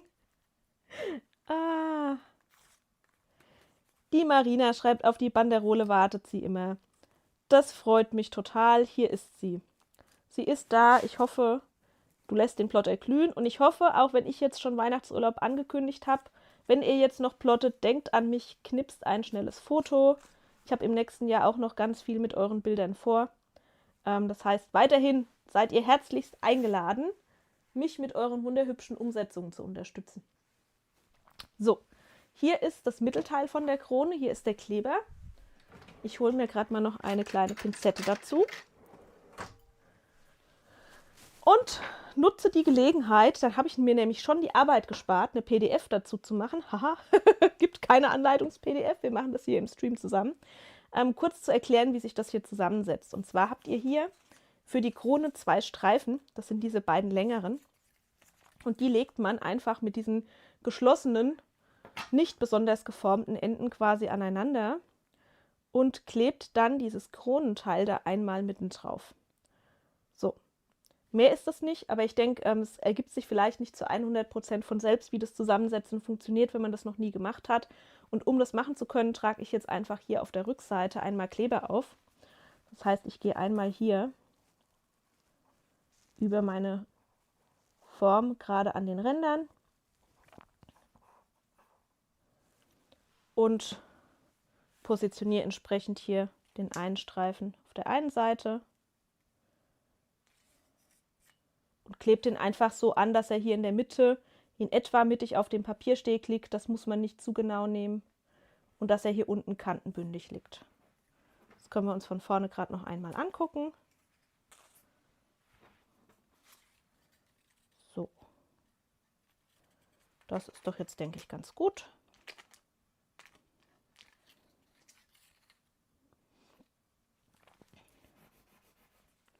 Und dann klebe ich meinen zweiten Streifen einfach direkt daneben und klebe meine Zahlen noch auf und dann haben wir es eigentlich auch schon geschafft. Also ist überhaupt kein Hexenwerk, ist auch super schnell gemacht. Das ist auch das Einzige, was mir jetzt noch in den Sinn kommt, Projekte, die super schnell gemacht sind, zumindest vor Weihnachten. Nach Weihnachten ist dann wieder vor Weihnachten. Dann habe ich wieder mehr Zeit. Was mit meiner Caesar ist, meine Caesar schneidet leider aktuell sehr unschön, wenn ich gestrichelte Faltlinien schneiden will. Und zwar so unschön, dass ich es irgendwie als inakzeptabel empfinde. Und ich habe die Problematik schon an Caesar geschildert und die haben auch sehr freundlich geantwortet. Aber die Antwort hat noch nichts gebracht, um dem Fehler irgendwie beizukommen. Und ich bin noch nicht so ganz schlau geworden, was es wirklich ist. Also ob die jetzt mal, ob man die schmieren muss an irgendeiner bestimmten Stelle, ob die eine Wartung braucht, ob die irgendwas im Ablauf quasi, wie die reine Pfadinformation in Schneideinformationen übersetzt wird, ob die daran was geändert haben. Da muss ich noch mal mit ein bisschen mehr Zeit und hoffentlich vielleicht auch mal einen Kontakt zu dem Entwickler herausfinden, wo es da genau klemmt. Hey, Kim meint, eine Romeo muss her, ob ich nicht auch denke. Kim, ganz ehrlich gesagt, im Moment stresst mich das so, dass ich fast wieder eher bei Silhouette bin. Genau, Cameo 5 schreibt ja Alicia schon. Im Moment wäre es eher die Cameo 5 als eine neue Caesar. Wir gucken mal. Eigentlich habe ich noch eine original verpackte, komplett neue Cameo 3 hier im Schrank stehen. Vielleicht wird es auch einfach die, dann packe ich die endlich aus. Bevor die irgendwann Museumsreife erreicht. Wir gucken mal. Wir schauen mal. Eigentlich hat meine Cameo 2 immer einen Top-Job gemacht und die hat auch hier dieses filigrane Kronenteil, super schön geschnitten. Aber ich war es eben von meiner Cameo 2 auch gewohnt, dass die in 2 Durchgängen wirklich durch ist. Und es kommt dazu, aber ich glaube, das ist die Tatsache, dass ich jetzt Urlaub brauche. Ich bin im Moment super geräuschempfindlich. Ich bin den Lärm, den so ein Silhouette-Plotter macht, nicht mehr gewohnt. Ich bin den Singsang von meiner Caesar-Maschine jetzt gewohnt. Jetzt tut die nicht, was sie soll, und ich war gezwungen, den alten Silhouette-Plotter hier hinzustellen. Und dieses Getacker macht mich fast wahnsinnig. Also ich habe mir jetzt schon teure, geräuschunterdrückende Kopfhörer gekauft, um mit meinem alten Plotter arbeiten zu können. Ihr seht, wo die Reise hingeht. Nicole Bettina schreibt, nicht die Cameo 5 wurde nicht wahr mit ihr. Okay. Ja, grenzt die Möglichkeiten so ein bisschen ein. Es kam jetzt ja, kommt die 5 Alpha. Zu der habe ich kurz was gelesen, die Tage. Eigentlich hatte ich gerade überhaupt keine Lust, mich mit dem Thema neue Plotter auseinanderzusetzen, weil ich jetzt gerade so viel Neues habe in diesem ganzen 3D-Druck-Game, dass ich eigentlich quasi beim Plotten sehr gerne auf Bewährtes zurückgreifen würde. Ja, genau, Alicia schreibt, aber die 5 ist leiser und schneller. Leiser als die Cameo 3? Das würde mich ja tatsächlich interessieren. Nimm die Alpha. Was ist denn an der Alpha genau anders, Alicia? Klär uns mal auf. Ich habe die Woche was gelesen, aber ich habe mich noch nicht... sie ist wohl günstiger als die normale Version, aber warum? Und sie haben irgendwie was geändert an den Passermarken für 3D-Druck, wollte ich schon sagen, für Print and Cut. Das habe ich gelesen. Ich müsste es mir wirklich angucken. Eigentlich liebe ich das, wenn ich einfach eine von meinen alten Maschinen anschließen kann und die dann tut, was sie soll. Und dann bin ich glücklich. Und also versteht mich nicht falsch, ich war auch glücklich trotzdem, dass ich meine Cameo 2 noch habe und dass ich ausweichen konnte. Weil wenn ich jetzt gar nicht hätte ausweichen können, hätte ich die letzten Tage noch viel weniger Spaß gehabt. Meine extreme Geräuschempfindlichkeit wird vielleicht wieder besser, wenn ich mal Urlaub hatte. Dann nervt es mich vielleicht nicht mehr so sehr. Ja, die Halterollen, genau, und 4 Ecken Print and Cut, okay. Ja. Print and Cut mache ich so selten, dass das jetzt nicht wild wäre, und ich persönlich hatte in der Vergangenheit eigentlich auch keine ernstzunehmenden Präzisionsprobleme damit. Aber vielleicht auch, weil ich das nicht so oft mache. Und wenn die Rollen jetzt geändert haben, dann gab es vermutlich bei der Cameo 5 damit irgendwie Probleme, würde ich jetzt mal orakeln, weil das dürfte dann der Grund für eine 5 Alpha sein. Die 3 ist laut, schreibt die Claudia, stört mich aber nicht. Die sitzt im Kämmerchen, ich im Bastelzimmer. Genau, Claudia, darüber habe ich auch nachgedacht. Ich habe darüber nachgedacht, ob der Plotter einfach ins 3D-Druckzimmer umziehen muss.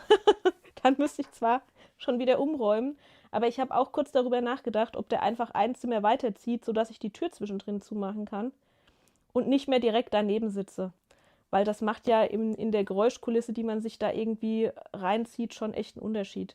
Und ihr müsst euch das bei mir halt wirklich auch so vorstellen, ich plotte ja auch wirklich viel. Wegen dem, was ich euch vorhin bei der Pop-Up-Karte erklärt habe. Ne? Ich brauche ja immer Prototypen, dann gucke ich mir das an, dann sehe ich noch irgendeine Kleinigkeit, die ich gern anders haben würde, dann plotte ich nochmal.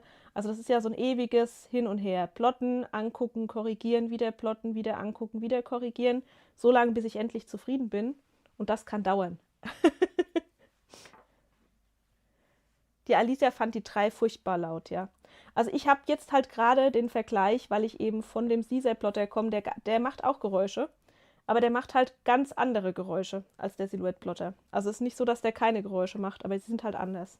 Und ich bin das nicht mehr gewohnt. Ich bin dieses klackernde Tackern nicht mehr gewohnt. So, meine Zahlen habe ich auch aufgeklebt und damit ist meine Krone quasi auch schon bereit. Ich versuche das Ganze jetzt hier noch so ein bisschen in eine runde Form zu bringen. Und dann machen wir uns den Spaß und setzen die auch einfach mal auf, oder? Ach so, dieses zusätzliche Teil, falls ihr euch gefragt habt, was damit eigentlich ist, das ist für zusätzliche Weite gedacht. Eigentlich funktioniert das mit der Krone, die ist so für den Erwachsenenkopf gefühlt schon gemacht. Also ich brauche eigentlich nicht unbedingt eine Erweiterung dafür. Aber für den Fall, dass man sagt, man hätte die gern weiter, man hätte gern, dass die Krone tiefer auf dem Haupt ruht, gibt es hier diese Zusatzerweiterung, die man einsetzen kann, um das Ganze einfach ein bisschen weiter einzustellen. Also ihr seht, ich habe auch hier so eine kleine Stecknasenverbindung. Ich klappe also die Flügelchen einfach um, steckt es hier einmal durch, klappt die Flügelchen auf der Innenseite wieder auf. Und jetzt kommt der alberne Teil, wo wir gleich mal gemeinsam gucken können, wie mir wohl diese Krone steht. So, sie sitzt sehr schief auf meinem Haupt, habe ich das Gefühl. So, ne? Tada! Annette, extra alljährlich deinetwegen und für alle Brillenträger und alle, die grundsätzlich eher die Krönchen als die Brillenfans sind. Für dich wäre Erklärung im Silhouette Studio gut und wichtig. Was genau würdest du denn gerne wissen wollen zu Silhouette Studio? Immer her mit den Fragen. Die Ursu findet den Heißprägestift bei der 5er super. Spezialzubehör. Ich suche, wenn ich einen Plotter suche, vielleicht einfach ein kurzes Anforderungsprofil. Ich danke euch immer total, wenn ihr Empfehlungen für mich habt, welcher Plotter der richtige sein könnte. Aber ich habe sehr spezifische Anforderungen. Soll heißen, ich will damit vor allem, nicht ausschließlich, aber vor allem Papier schneiden. Und das besonders schön, möglichst leise, möglichst schnell. Gerne mit Überschnitt. Und mehr will ich eigentlich gar nicht. Also ja, natürlich ist es schön, auch zeichnen zu können, vollquillen zu können, ist alles gar keine Frage. Aber mein Hauptanwendungsfall auf dem Plotter, halt einfach aufgrund der Projekte, die ich gerne mache, ist Papier schnell, zuverlässig, hübsch schneiden. Mit möglichst wenig Lärm. Gut. So, jetzt darf ich die Albernheiten, glaube ich, wieder zur Seite packen, oder? Also von der Krone mache ich euch nachher noch ein Foto. Die Datei ist fertig, liebe Annette. Und irgendwie entweder heute Nacht oder morgen im Laufe des Tages, je nachdem, wie lange wir hier noch hantieren, kommt die dann auch für euch in den Shop. Wundert euch nicht, ich habe wieder überlegt, ob ich irgendwie ein Bundle mache. Das ganze Bundle-Thema ist bei den Silvesterdateien dieses Jahr flach gefallen, weil es im Moment diese 20% Rabattaktion gibt. Im Bundle wäre es auch nicht günstiger, das heißt, ihr spart mit den 20% auf jeden Fall mehr. Wundert euch deshalb nicht und es gibt mir die Freiheit, das war mit ein bisschen der Grund, warum ich mich für die 20% Rabatt entschieden habe, einfach die Sachen, die jetzt fertig werden, so guck mal, länger ist doch besser, so, just in dem Moment, in dem sie fertig werden, auch für euch in den Shop zu packen. Das heißt, ich muss nichts auf Halde legen, ich musste jetzt die Brille nicht zurückhalten, ich musste die Banderole nicht zurückhalten. Es will wahrscheinlich eh nicht jeder alles kaufen.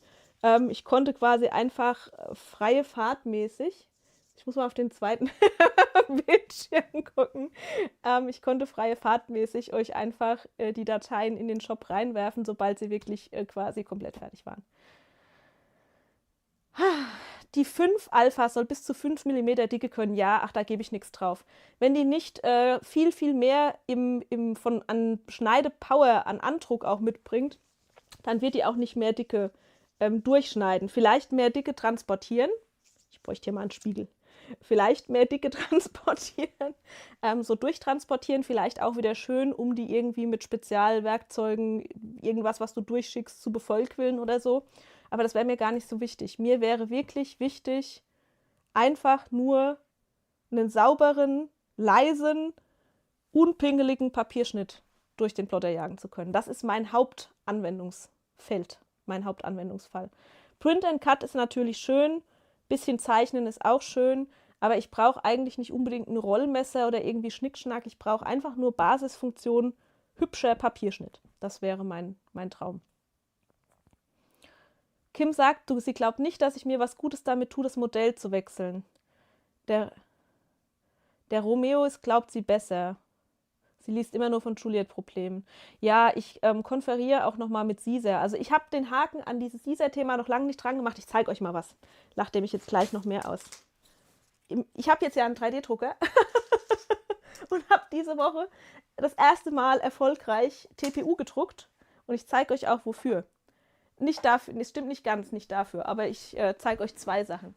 Einmal habe ich so kleine, aber feine, runtergeladene Füße gedruckt für unter den Bambulab Mini A1. Das hat mich aber noch nicht zu 100% überzeugt. Und jetzt habe ich angefangen, erschrecket nicht, selbst an meinem Plotter hier zu arbeiten. Ihr erinnert euch vielleicht, das haben wir im Stream zusammen gemacht, dass wir hier einmal diese Abdeckung entfernt hatten von der Caesar Juliette. Und hier oben gab es mal einen Gummiring. Und diesen Gummiring haben wir live im Stream entfernt. Auf Anweisung des Caesar Supports, weil es hieß, dass das dafür verantwortlich ist, dass ich diese ausgelassenen Schnittlinien im Schnittbild habe, haben wir diesen Gummiring entfernt. Und ich muss tatsächlich sagen, das hat auch gut geklappt. Seit der Gummiring hier raus ist, habe ich keine fehlenden Schnitte mehr im Bild. Ich bilde mir ein, dass ich seitdem noch mehr Probleme mit diesen unschönen geschnittenen, ich zeige es nochmal ganz kurz, mit den unschön geschnittenen Faltlinien habe. Für die, die vorhin noch nicht dabei waren. Hier kann man es, glaube ich, ganz gut sehen. Da ist wieder ein so ein hässlicher Ausreißer dabei. Ja, und entsprechend habe ich jetzt gedacht, wenn dem jetzt hier quasi einfach Dämpfung fehlt, dann mache ich doch dieses Teil einfach einmal auf und drucke aus TPU. Das ist so ein bisschen gefühlt gummiartiger, das ist weicher, das ist elastischer als PLA. Selbst einen neuen Dämpfer, den ich hier einmal einsetzen kann, der eben genau dieses Aufschlagen auf das Material so ein bisschen reduziert, weil das hat in meinen Augen der Gummiring hier vorher auch getan. Auch wenn es von Seiten Caesar offiziell eigentlich hieß, dass der nur so ein bisschen Geräuschdämmung macht, hatte ich den Eindruck, dass der außer Geräuschdämmung eben auch hier so ein kleines bisschen gebremst hat. Und seit der Gummiring raus ist, fehlt diese Bremse. Die Bini schreibt, der Cameo 5 klopft bei ihr meist laut beim CB09. Beim Automatikmesser ist er leiser. Die Nicole sagt, seit sie ihn rausgeschnitten hat, hier diesen Gummiring, hat sie keine Probleme. Nicole, vermutlich keine Probleme mit ausgelassenen Schnitten. Ist dir irgendwas aufgefallen, was die Faltlinien angeht? Sind deine Faltlinien gut? Also ich zeige euch einfach mal den Unterschied, weil in der Geräuschkulisse kann man es schon hören. Wartet. Ich stecke euch mal ganz kurz hier mein Mikro in die Nähe vom Plotter. Und jetzt ohne Dämpfung. Und jetzt machen wir einmal hier eine Dämpfung zwischen rein. Und ich habe natürlich wieder unterschiedliche Dämpfungen produziert. Ist auch alles noch nicht final. Ich habe noch keine Ahnung, ob das wirklich hilft. Aber ihr seht, auch das hat mich wieder Zeit gekostet und aufgehalten. Ich habe natürlich versucht, das zum Laufen zu bekommen. So, das ist jetzt mit Dämpfung drin. Achtung.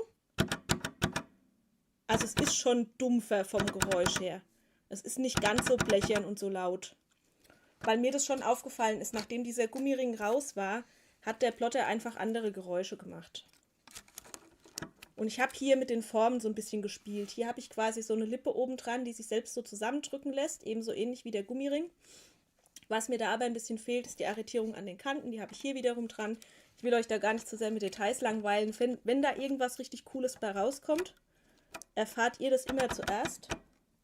Aber ich brauche dafür Ruhe. Ich muss da irgendwann zwischen den Jahren oder im neuen Jahr nochmal richtig Muße haben, um dieses Thema nochmal anzugehen. Also ihr seht, ich habe das ein oder andere schon ausprobiert.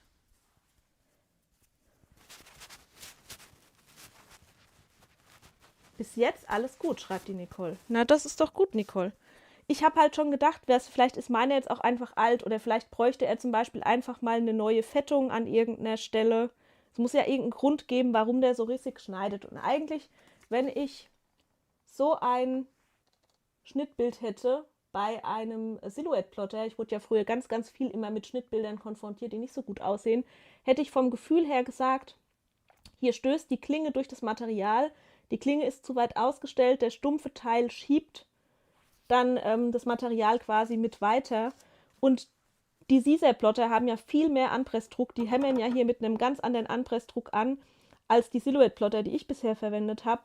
Insofern würde sich das schon erklären, aber ich mache das halt schon so lange. Also ich habe ja schon alles Mögliche am Messer selber auch verstellt und probiert und habe es damit halt nicht in den Griff gekriegt. Und deshalb war eben ein Gedanke, das rauscht einfach zu ungebremst hier von oben nach unten auf das Material, durchstößt dann das Material und bleibt dadurch hängen. Ja, Kim, du sagst, ich soll halt einen neuen Ring reinmachen. Das habe ich schon überlegt, aber dafür müsste ich hier oben den kompletten Teil demontieren, um einen neuen Ring einzubauen. Und ich glaube, wenn ich einen neuen Gummiring einsetzen würde, dann habe ich früher oder später wahrscheinlich wieder das Problem, dass der sich hier in der Mitte mit reinzieht. Deshalb wollte ich keinen Gummiring, sondern lieber so eine Manschette, bei der ich nicht das Problem habe, dass die sich hier irgendwie in diese Vertiefung entlang von diesem Stift mit in die Mechanik ziehen kann. Das war hier quasi die Idee. Also irgendwann geht es da weiter. Ich werde euch auf jeden Fall ein Update geben. Wahrscheinlich dann Mitte Januar, wenn wir wieder sprechen, kann ich euch sagen, wie es damit weitergegangen ist, ob ich da noch experimentiert habe. Ich hoffe, es gibt bis dahin Erkenntnisse. Ihr seht, ich bin auf jeden Fall dran. So viel dazu. Wieder einmal weg das Teil. Gut.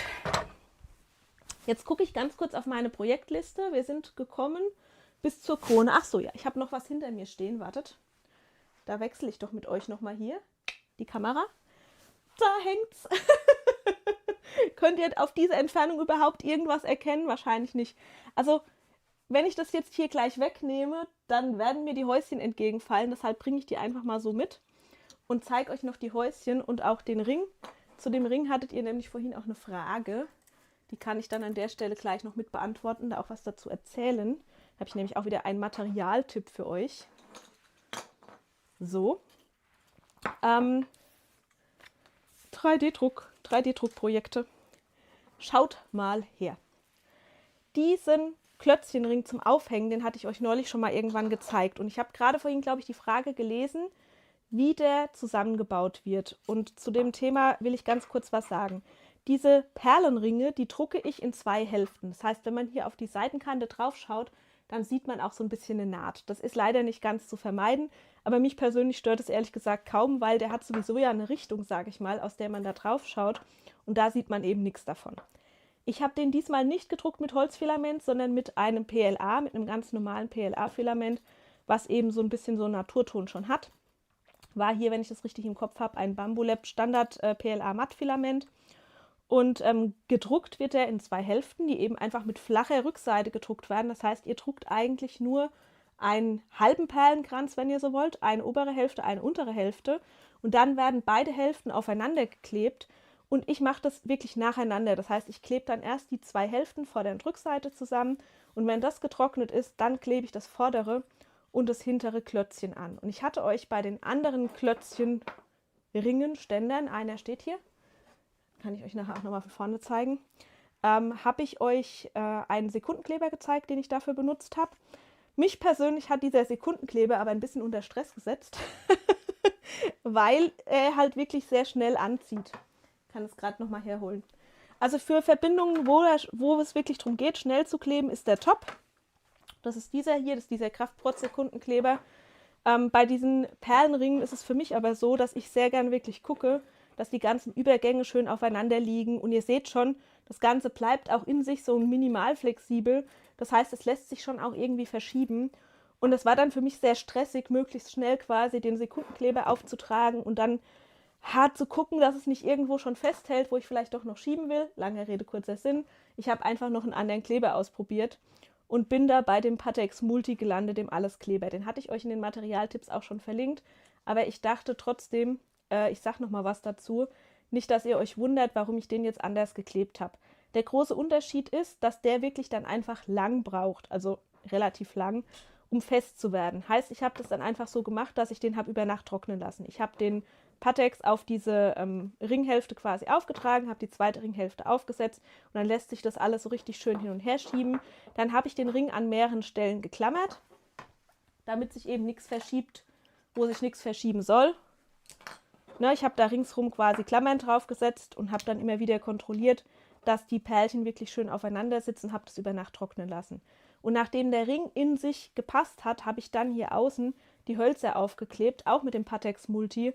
Und das ist wirklich schön stabil geworden. Aber man muss dann halt Trocknungszeiten einhalten. Also der braucht einfach viel, viel länger, bis er trocken ist, als der Sekundenkleber. Aber das war in meinem Fall intendiert. Also ich wollte einfach mehr Zeit haben, das alles irgendwie schön ordentlich auszurichten und es mit Ruhe anzukleben. Wer also auch sich gestresst fühlt von Sekundenkleber, kann es einfach wie ich mal mit einer Variante probieren, die ein bisschen länger oder deutlich länger braucht, um wirklich dann auch zu haften. Und es war für mich einfach spannend, ob das wirklich mit dem Material auch funktioniert. Sowohl hier auf Holz als auch Plastik auf Plastik, aber das hat super geklappt. Und die sind nicht teuer und ja, hat für mich einfach weniger stressiges Arbeiten bedeutet. Deshalb dachte ich gebe den Tipp mal an euch weiter. So. Dann noch ganz kurz, weil ich das gerade lese, ob ich den Klingenhalter geprüft habe. Ja, auf jeden Fall. Den habe ich natürlich überprüft. Ich habe auch einen anderen Klingenhalter verwendet für dieses Caesar-Problem. Ich habe ja mehr als nur einen. Genau, die Monika fragt, kann es sein, dass das Messer jetzt tiefer in das Material greift ohne Gummiring? Ja, kann ich mir durchaus vorstellen. Und ich habe wirklich mit der Klingentiefe auch schon gespielt, aber es hat nicht so geholfen, wie ich mir das vorgestellt hätte. Ja, neue Matte, neue Klinge, komplett neuer Messerhalter. Alles schon durch. Das ganze Game habe ich schon durch. Das ist das, was ich vorhin meinte mit die Standard-Troubleshooting-Empfehlungen, die ich euch so geben würde, habe ich natürlich getestet. Anderes Material, andere frische Klinge, komplett anderer Messerhalter, komplett andere Matte, anderes Material, andere Einstellungen, Klinge weiter raus, Klinge weiter rein. Das ganze Game habe ich durch und das hat nichts genützt. Also, ne? Entsprechend, sonst vorher hätte ich auch nicht angefangen, jetzt Teile mit dem 3D-Drucker zu konstruieren. Versteht ihr? Wenn ich das irgendwie mit Standard-Plotter-Troubleshooting hätte lösen können, dann wären wir gar nicht so weit gekommen, dass ich den aufgeschraubt hätte und gesagt hätte, ich baue hier jetzt selbst irgendwelche Teile ein. Aber ich habe ihn auch mit den eigen eingebauten Teilen noch nicht getestet. Ich habe bis jetzt nur konstruiert, eingebaut, geprüft, dass er wirklich bis runter geht, weil ich denselben Gedanken hatte wie die Monika, dass der jetzt eventuell einfach geringfügig tiefer noch ins Material einschlägt als vorher, weil diese kleine Gummibremse zwischendrin fehlt. So, okay, zurück zu meinen 3D-Druckprojekten. Der liegt schon ewig hier, der sollte eigentlich schon längst im Shop sein. Sorry, dass ihr so lange jetzt darauf warten musstet. Jetzt ist er endlich da. Der Ring ist, so wie er hier ist, auch mit dem Bambulab A1 Mini kompatibel. Den hatte ich damals schon für die richtige Größe für den kleinen A1 gemacht. Da habe ich im Kopf schon damit kokettiert, dass ich den vielleicht bestelle, eventuell. Und habe das dann angepasst. Auch bei so einfach anmutenden Projekten wie diesem Ring fummel ich immer relativ lang, weil ich das halt liebe, wenn sich die Sachen schön ausgehen. Dieser Ring hat genau 58 Perlen. Er war ursprünglich gemacht für 60 Perlen. Ich wollte aber, dass dieses Klötzchen hier zwischendrin sich möglichst nahtlos einfügt. Seht ihr, was ich meine? Und daran habe ich sowohl die Perlengröße angepasst, als auch die komplette Konstruktion von dem Ring.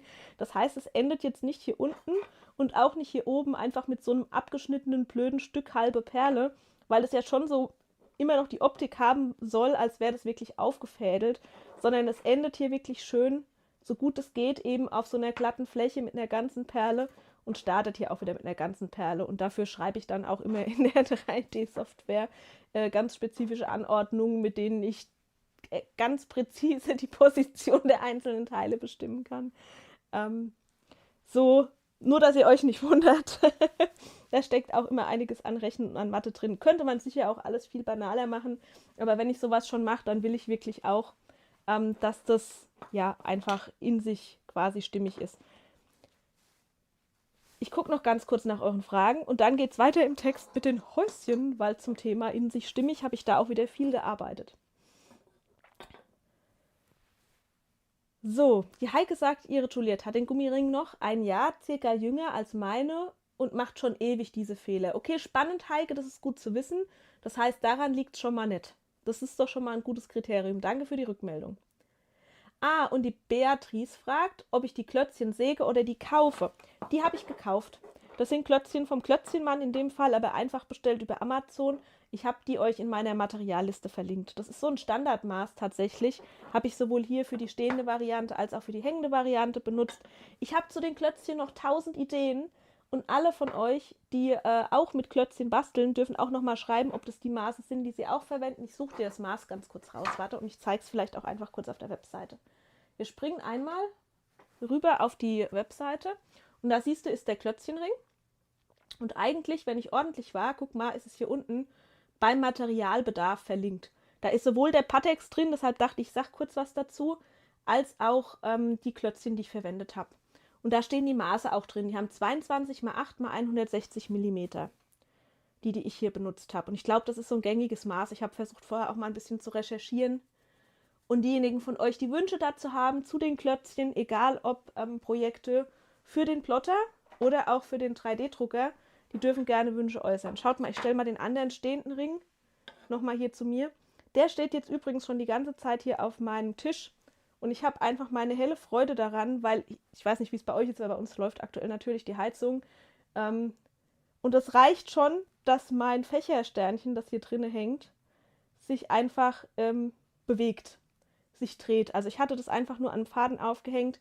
Und genau die Idee war ja damals, weshalb ich diese stehende Variante bauen wollte, dass man so kleine Deko-Elemente auch irgendwo hinstellen kann. Und das steht eigentlich genau hier neben meinem Monitor, den ihr gerade so nicht sehen könnt. Und ich freue mich jeden Tag daran, dass ich da einfach ja was Kleines, Feines stehen habe. Und man kann halt auf sehr schnelle Art und Weise auch wieder für ein Papierprojekt eine Display-Darstellungs-Präsentationsmöglichkeit zusammenbauen. Also ihr seht, da ergänzt sich Plotten und 3D-Drucken wieder ganz wunderbar miteinander. Maria fragt, wann kommt die Krone in den Shop? Entweder noch gleich nach dem Stream heute Nacht oder morgen im Laufe des Tages.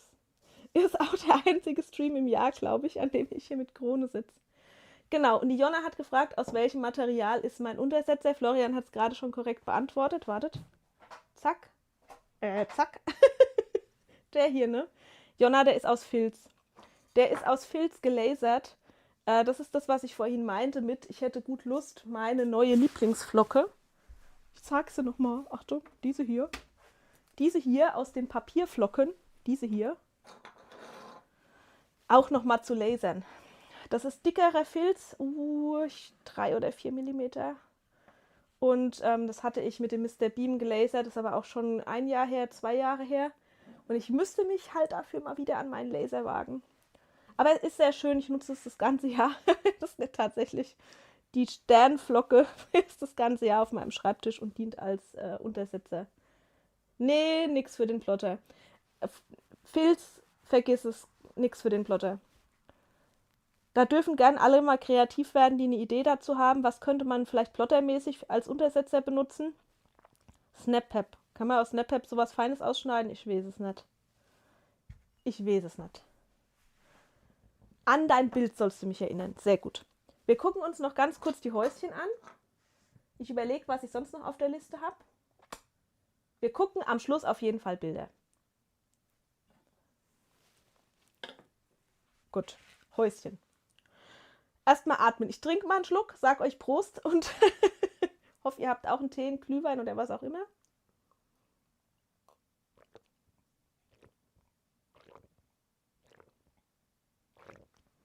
So. Flocke wieder weg. Wir sortieren uns einmal und ich erzähle euch noch was zu den Häuschen.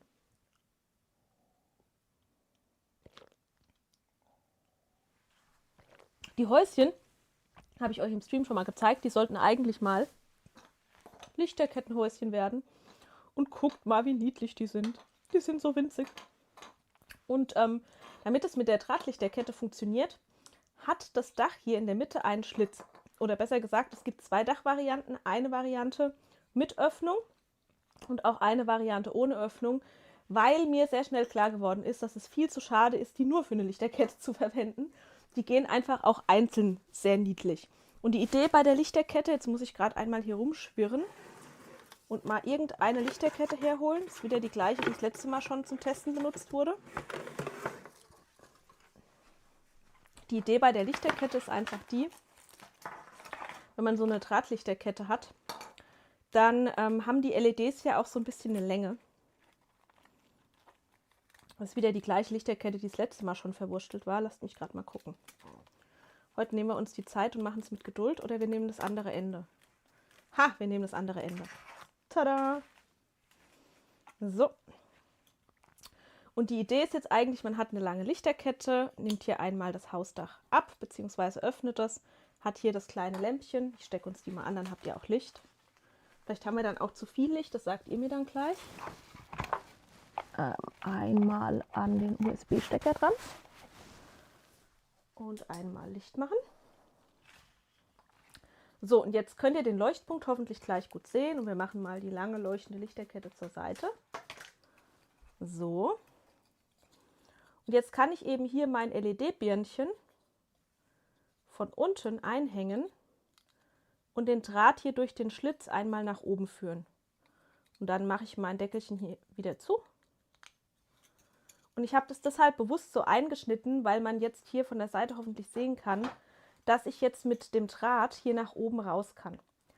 Und hier könnte ich den Draht jetzt auch einfach einmal verzwirbeln, so, was dazu führt, dass ich das Häuschen an der Lichterkette eben auch querstellen kann. Würde ich diesen Schlitz nicht haben und das Hausdach einfach nur aufsetzen, das können wir ja hier nebendran einmal so machen, und dann würden die Häuser halt alle so in einer Schlange stehen. Und weil ich das nicht so schön fand, sondern das ein bisschen netter fand, wenn man die Richtung des Häuschens ein bisschen besser variieren kann. Ne, so seht ihr, was ich meine. So wäre es jetzt, wenn ich das Dach einfach nur über die Lichterkette hänge. Das geht natürlich auch. Aber dann schaue ich auf alle Häuser, die in Reihe hängen, eigentlich immer nur auf das Seitenfenster drauf und habe nicht so schön den Blick auf dieses vordere schöne Herzchen und das vordere schöne Fensterchen. Und deshalb gibt es diese geschlitzte Variante, wo man mit der Lichterkette nach oben raus kann. Dann kann man die Häuser nämlich einfach auch so ein bisschen unterschiedlich drehen. Dann kann man eins so rumstellen und kann eins so rumstellen. Da habe ich jetzt ja hier oben quasi über das Eindrehen der Lichterkette eben Einfluss drauf und kann das eben ein bisschen mehr so oder ein bisschen mehr so drehen. Das wäre mit dem nur geschlossenen Dach nicht so schön möglich. Wenn man jetzt natürlich das nicht mit einer Lichterkette kombiniert oder hier keinen Aufhängefaden oder sowas reinmachen will, dann wollte ich euch auf jeden Fall trotzdem auch die Möglichkeit geben, ein geschlossenes Dach zu verwenden. Die Annette hat schon Test drucken dürfen. Das Häuschen kam heute sehr kurz knapp vor dem Stream auch noch in den Shop. Und die hat einfach ein Ballonlicht reingemacht. Sieht auch super süß aus. Ich versuche mal das Licht hier ein bisschen zu dimmen, dass man vielleicht noch ein bisschen mehr davon sieht. Achtung, wir machen es mal dunkel. Wir machen es mal dunkel. Ja, jetzt ist es sehr dunkel. Aber jetzt kann man trotzdem, glaube ich, ganz gut erahnen, ne? Das ist so richtig, wie bei so kleinen, wie das bei so kleinen Häuschen halt sein muss, man so richtig schön die Fensteröffnung, das Herzchen in der Mitte auch sehen kann. So. Kriegen wir noch einmal so einen mittelhell hin. So, jetzt habt ihr alle Zustände dann auch gesehen. Ja. Und weil ich das im Shop eben einfach nicht gut abbilden konnte, wie sich das verhält mit dem geteilten Dach oder nicht geteilten Dach und was ich mir dabei gedacht habe, das ist hier im Stream immer deutlich einfacher, dachte ich, ich zeige euch das hier wirklich kurz. Damit ihr jetzt ein bisschen ein Gespür dafür bekommt, wie viel Arbeit sowas für mich im Vorfeld ist, erzähle ich euch auch hier kurz was dazu. Denn ich war mit den Häuschen gefühlt eigentlich schon fertig, habe meinen Prototyp aber auf meinem Bambulab-Drucker gedruckt. Und ich muss die gerade mal aufmachen, um zu sehen, welcher davon wirklich der Prototyp ist, der nicht. Langer Rede, kurzer Sinn, ich will eigentlich genau dahin, was auf dem Bambulab ganz toll geklappt hat und im Ergebnis super schön geworden ist, hat leider mit dem Anycubic-Drucker nicht geklappt. Ich hätte nicht erwartet, dass es da so massive Unterschiede gibt, die gab es aber. Und genau deshalb habe ich nochmal eine Verbesserungsrunde eingelegt, weil ich wollte, dass ihr mit allen 3D-Druckern auch stabile Ergebnisse bekommt. Also das hier ist mein erster Prototyp mit dem Bambulab gewesen und ich war sehr glücklich und stolz auf mich. Bei den 3D-Druckprojekten reizt mich im Moment, dass ich bei fast jedem Projekt einfach irgendwie eine ganz neue Komponente habe, die ich ausprobiere. Hier sind es diese Knickverbindungen gewesen. Diese Faltverbindungen zwischen dem Boden und den Seitenteilen, weil ich eben nicht wollte, dass das Häuschen am Boden offen ist, sondern ich wollte, dass das Häuschen am Boden geschlossen ist und fand es eben ganz spannend, einfach hier diese Faltung zu konstruieren, hier diesen Grat reinzumachen, wie dick müssen die Lagen hier wirklich sein, dass es funktioniert, wie nah muss das Ganze aneinander. Ich kann hier eben auch richtig die Winkel mit dem 3D-Drucker darstellen und genau das habe ich hier gemacht. Und es hat mit dem Bambulab alles top geklappt, auch das Zusammenstecken hat super gut funktioniert. Und dann habe ich das Ganze mit meinem Anycubic gedruckt, gleiche Datei, gleiche Slicing-Einstellung, gleicher Düsendurchmesser, eigentlich von daher erstmal alles gleich. Und ich zeige euch das Ergebnis. Ja, genau. Ihr seht, was dabei rausgekommen ist, war leider nur so mittelstabil, um nicht zu sagen nicht stabil, hat was mit den Brückeneinstellungen zu tun, die wie gesagt bei beiden genau gleich waren, aber das setzt der Anycubic Slicer und der Anycubic 3D-Drucker einfach anders um als der Bambulab 3D-Drucker. Und ich war froh, dass ich das getestet habe, bevor ich es in den Shop gepackt habe oder auch bevor ich es an Annette geschickt habe, weil ich euch ja natürlich immer irgendwie Frustration so gut wie möglich ersparen möchte. Und dann einfach nochmal daran gegangen bin und geguckt habe, was ich machen kann, um dieser Problematik Herr zu werden. Und die Lösung war im Endeffekt Gott sei Dank nicht so schwierig, aber man muss trotzdem erstmal ausprobieren, wie das dann wieder auf beiden Druckern läuft. Ich habe diese, ja genau, ja, es war auf jeden Fall Marine anderes Filament, das ja, aber es ist in der Umsetzung auch anders. Also du lädst beide Dateien in die 2 Slicer, hast quasi gleiche Einstellungen und guckst rein und siehst einfach, dass beide die Brückeneinstellungen anders umsetzen. Genau, Christian sagt schon, ob ich einen Prusa-Tester brauche. Christian, ist eigentlich eine gute Idee. Bei Gelegenheit spanne ich dich da gerne ein. So, was habe ich gemacht? Ich habe dieses Verbindungsteil, das man knickt, um eine weitere Lage verstärkt. Also eigentlich ist das Häuschen gedruckt mit einer absoluten Standard 0,2 mm schichtige Einstellung und ich habe einfach dieses Teil, das man hier umknickt, um weitere 0,2 mm verdickt. Und das hat jetzt bei beiden super geklappt. Das hat beim Anycubic toll geklappt und das hat beim Bambulab auch super geklappt. Ich muss immer ein bisschen gucken. Ich kann es tatsächlich am Filament auseinanderhalten und schlagt mich nicht, weil der Bambulab ein bisschen feiner, finde ich, druckt. Der hat ein bisschen eine noch präzisere, sage ich mal, Umsetzung im Druckbild. Also zumindest der P2S drinne, der Bambulab A1 Mini, den muss ich da im Vergleich mal noch testen. Ich werde auch versuchen, im nächsten Jahr oder auch jetzt schon, was ich jetzt immer so mitbekomme, euch meine Erfahrungen zu diesen verschiedenen Druckern noch so ein bisschen zusammenzutragen, weil da jetzt viele Fragen im Moment auch an mich herangetragen werden. Es sind so viele Details, die einem halt so im Alltag auffallen beim Machen, genau jetzt wie bei diesem Projekt, was bei dem einen Drucker gut funktioniert, bei dem anderen Drucker aber ein bisschen aufwendiger ist, wo man einfach so ein bisschen hin und her testen und spielen muss und dann für sich rausfindet, wo so die Stärken der einzelnen Geräte liegen. Also, ich habe das Ganze verstärkt, sowohl hier im Bodenbereich als auch hier oben beim Dach. Und das Resultat war dann am Ende wirklich ein stabiler Druck, sowohl auf dem Anycubic, der hier ein bisschen das reinere Reinweiß quasi druckt, und im Bambulab habe ich so ein bisschen getönteres Weiß und ich merke das auch. Ich merke es inzwischen an der Haptik, was da was war, aber es hat jetzt auf beiden funktioniert. Also ich habe gestern Nacht nochmal an der Datei rumgefummelt und habe dann auf beiden Druckern auch nochmal einen Testdruck gemacht, auf dem Anycubic S1 und auf dem Bambulab P2S, und es ist auf beiden jetzt super stabil rausgekommen. Da gibt es dann immer so kleine Hebel, an denen ich noch ziehe. Ich habe zum Beispiel diese Löcher an den Seiten, die für diese Steckverbindung da sind, um 0,1 mm zu jeder Seite geweitet, weil ich das Gefühl hatte, dass der Anycubic einfach mehr Platz braucht. Das heißt, irgendwie bildet der Bambulab das in sich besser ab, dass diese Dicke, die da eingegeben ist für die Breite des Lochs, am Ende auch wirklich genauso rauskommt. Beim Anycubic muss ich mit einem manuellen Korrekturfaktor so ein bisschen nachhelfen, dass es funktioniert. Ich wollte aber nach dem Weiten des Lochs auch sicher sein, ja, dass das dann nicht auf dem Bambu zu locker wird. Deshalb habe ich es auch auf dem Bambu nochmal gedruckt, um ganz sicher zu sein, dass es wirklich bei beiden top läuft. Und das Ergebnis ist jetzt genau dieses hier. Das ist die finale Variante. Der knickt sich jetzt etwas steifer. Und weil ich die Frage gerade gelesen habe, das sollte nicht direkt brechen. Also das ist nichts, was man 1000-mal auf und zufalten kann. Das ist kein Klappkartenmechanismus, wo du sagst, ich kann den 1000-mal belasten. Aber ich kann das jetzt auf jeden Fall einfach hochklappen, umknicken und dann hier die Vorder- und Rückseite entsprechend einfach aufstecken. So. Und falls ihr aus welchen Gründen auch immer doch das Gefühl habt, dass euch das zu locker sitzt, könnte man natürlich zusätzlich mit Kleber arbeiten.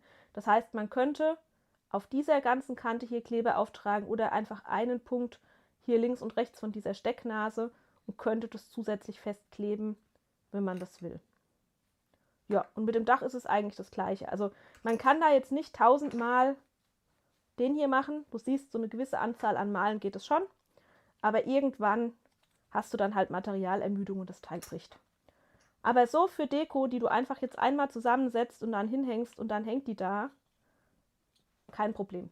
Und das war eine Kleinigkeit, wie gesagt, die mich auch hier am Machen dieser Häuschen so ein bisschen gereizt hat, weil das das erste Projekt ist, wo ich selbst eben auch mit biegbaren Stellen, sag ich mal, arbeite, mit einem Knickwinkel, der dann irgendwo auch aneinander läuft und ja, das wirklich auch schön hinkriegen wollte für die unterschiedlichen Maschinen, dass sie das mit der gleichen Datei gut umsetzen. Das ist das Ergebnis. Meine Erkenntnisse dazu muss ich mir eigentlich notieren. weil sonst fange ich irgendwann wieder bei 0 an. So. Ja, genau. Vom Angucken sah das irgendwie bröseliger aus, deshalb die Frage. Ihr dürft es ruhig alles fragen. Also ich meine ganz ehrlich, das sind ja auch für mich viele Sachen davon Neuland, aber ich muss auch sagen, die Druckersoftware ist da sogar relativ schlau. Die erkennt, dass hier so eine Art Lücke ist und dann druckt die diese Druckfäden, die Filamentfäden, von links nach rechts, von links nach rechts, von links nach rechts. Ein bisschen wie man das mit der Nähmaschine vielleicht auch machen würde. Das heißt, die verbindet ganz klar diese zwei Teile mit einer Schicht, die sie wirklich gezielt links, rechts, links, rechts, links, rechts druckt. Und dadurch entsteht da auch eine relativ starke Verbindung. Da hat ganz viel immer mit der Richtung letzten Endes zu tun beim 3D-Druck, ob das am Ende stabil wird oder ob das am Ende nicht stabil wird. Hätte die nur Fäden von oben nach unten, von oben nach unten, von oben nach unten gedruckt, dann würde das relativ schnell brechen und reißen. Druckt er aber hier diese zwei Teile, die zusammengehören sollen, dann mit einer Verbindung links, rechts, links, rechts, links, rechts, dann hat man ganz viele Fäden, die diese zwei Hälften miteinander verbinden und hat eine relativ gut bewegliche Verbindung. Ach, eine gute Frage, ob du die Datei so vergrößern kannst, dass ein Teelicht reinpasst. Du hast dir bei der Black Week einen Anycubic gegönnt, dass ein Teelicht reinpasst. Das kann ich sehr gerne ausprobieren. Ich würde es ehrlich gesagt einfach für mich mal rechnen, weil die Häuschen sind so, wie sie jetzt sind, 25 mm breit. Aber das ist das Außenmaß, nicht ganz das Innenmaß. Das heißt, ich würde sagen, man müsste sie doppelt so groß drucken. Dann hast du in deinen Steckverbindungen doppelt so viel Spiel, logischerweise. Heißt, du hättest nicht 0,1 Platz, sondern 0,2. Ich würde sagen, ja, das funktioniert. Kann aber sein, dass du hier deine Steckverbindung dann eben kleben musst. Also an und für sich sollte Vergrößern hier machbar sein. Ich habe es noch nicht getestet. Wenn es dich aber interessiert und du es wissen willst, bevor du die Datei kaufst, kann ich es gerne ausprobieren. Weil mein 3D-Drucker hat gerade Pause. Den könnte ich jetzt gleich anschalten und heute Nacht einfach noch ein größeres Häuschen drucken lassen. Ob das kleine, du hast keinen 3D-Drucker, geht das kleine Häuschen auch aus Papier. Die Datei ist eine reine 3D-Druckdatei bis jetzt. Zum Verständnis, ihr seht es vielleicht, ich hoffe, ihr seht es hier auch. Guckt mal, ich habe euch das noch gar nicht aus der Nähe gezeigt. Habe ich neulich, glaube ich, schon mal, aber ich hole es nochmal nach. Guck mal, das hat sogar hier so einen kleinen Rahmen um das Herz. Das hat hier nochmal einen Rahmen um das Fenster. Ich habe hier eine kleine Fensterbank an die Seite gepackt. Das heißt, du hast hier ganz viel Tiefeninformation und diese ganze Sache mit den Winkeln. Und während ich aus einer SVG durch Hinzufügen von Dicke relativ schnell eine STL machen kann, ist der umgekehrte Weg nicht ganz so einfach. Also nein, kurze Antwort, du kannst es nicht einfach aus Papier basteln. Wenn jetzt aber viele von euch sagen, sie würden das aus Papier total süß finden, würde ich versuchen, euch eine Papierversion zu bauen. Weil es müsste eigentlich gehen. Ich überlege gerade, wo man die Klebelaschen hinpacken würde, hier an die Seite wahrscheinlich. Also wenn genug von euch Lust haben auf eine kleine Papierversion, dann schreibt mir gerne und dann versuche ich, da noch eine Papiervariante draus zu machen.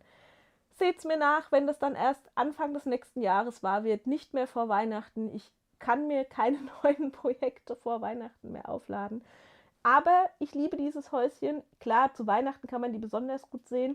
Aber sie sind auch als Ganzjahresdeko, finde ich, absolut tauglich. Deshalb müssen die jetzt nicht unbedingt vor Weihnachten noch fertig sein. Jasmin fragt, wie wäre es mit einer eigenen Facebook-Gruppe für 3D-Druck? Dann könnten sich die 3D-Drucker gegenseitig austauschen und ich bekomme die Fragen vielleicht nicht mehrfach. Jasmin, wir haben in der Gruppe dafür einen fixierten Beitrag. Ich habe kurz über eine separate Facebook-Gruppe nachgedacht, das macht aber nicht so viel Sinn, weil die auch wieder komplett administriert werden muss, weil unheimlich viele von euch da jetzt auch gerade rüberschwappen. Das heißt, man müsste ständig Leute irgendwie freischalten. Ein bisschen, da bin ich auch ganz ehrlich, auch weil ich noch darauf hoffe, dass ich natürlich noch den einen oder anderen Plotterbesitzer mit diesem neuen Hobby anstecke. Also lange Rede, kurzer Sinn, aktuell ist keine zweite Gruppe geplant.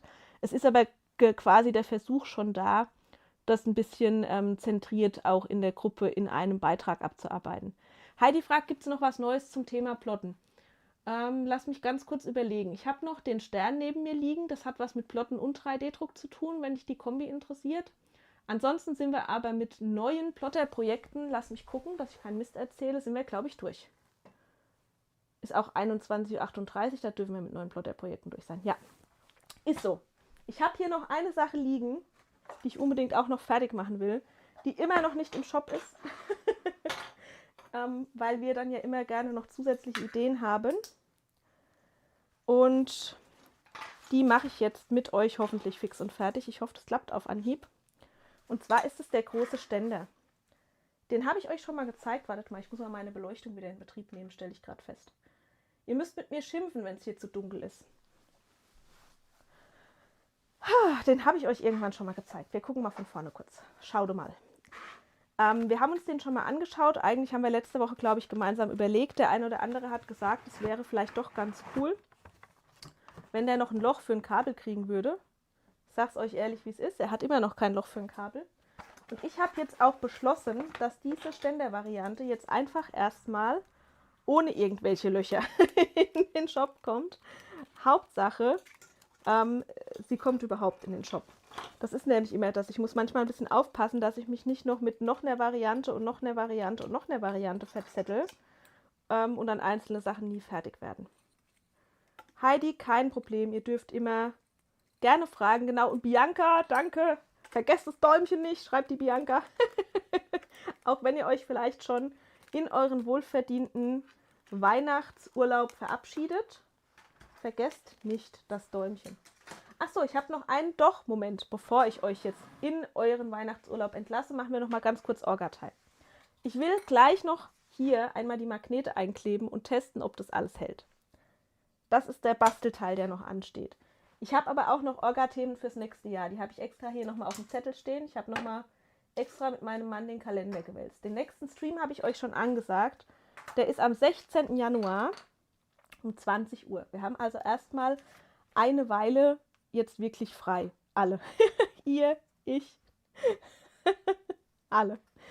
Dann gibt es nächstes Jahr 2 Termine. Die möchte ich an der Stelle auch schon mal wenigstens gesagt haben.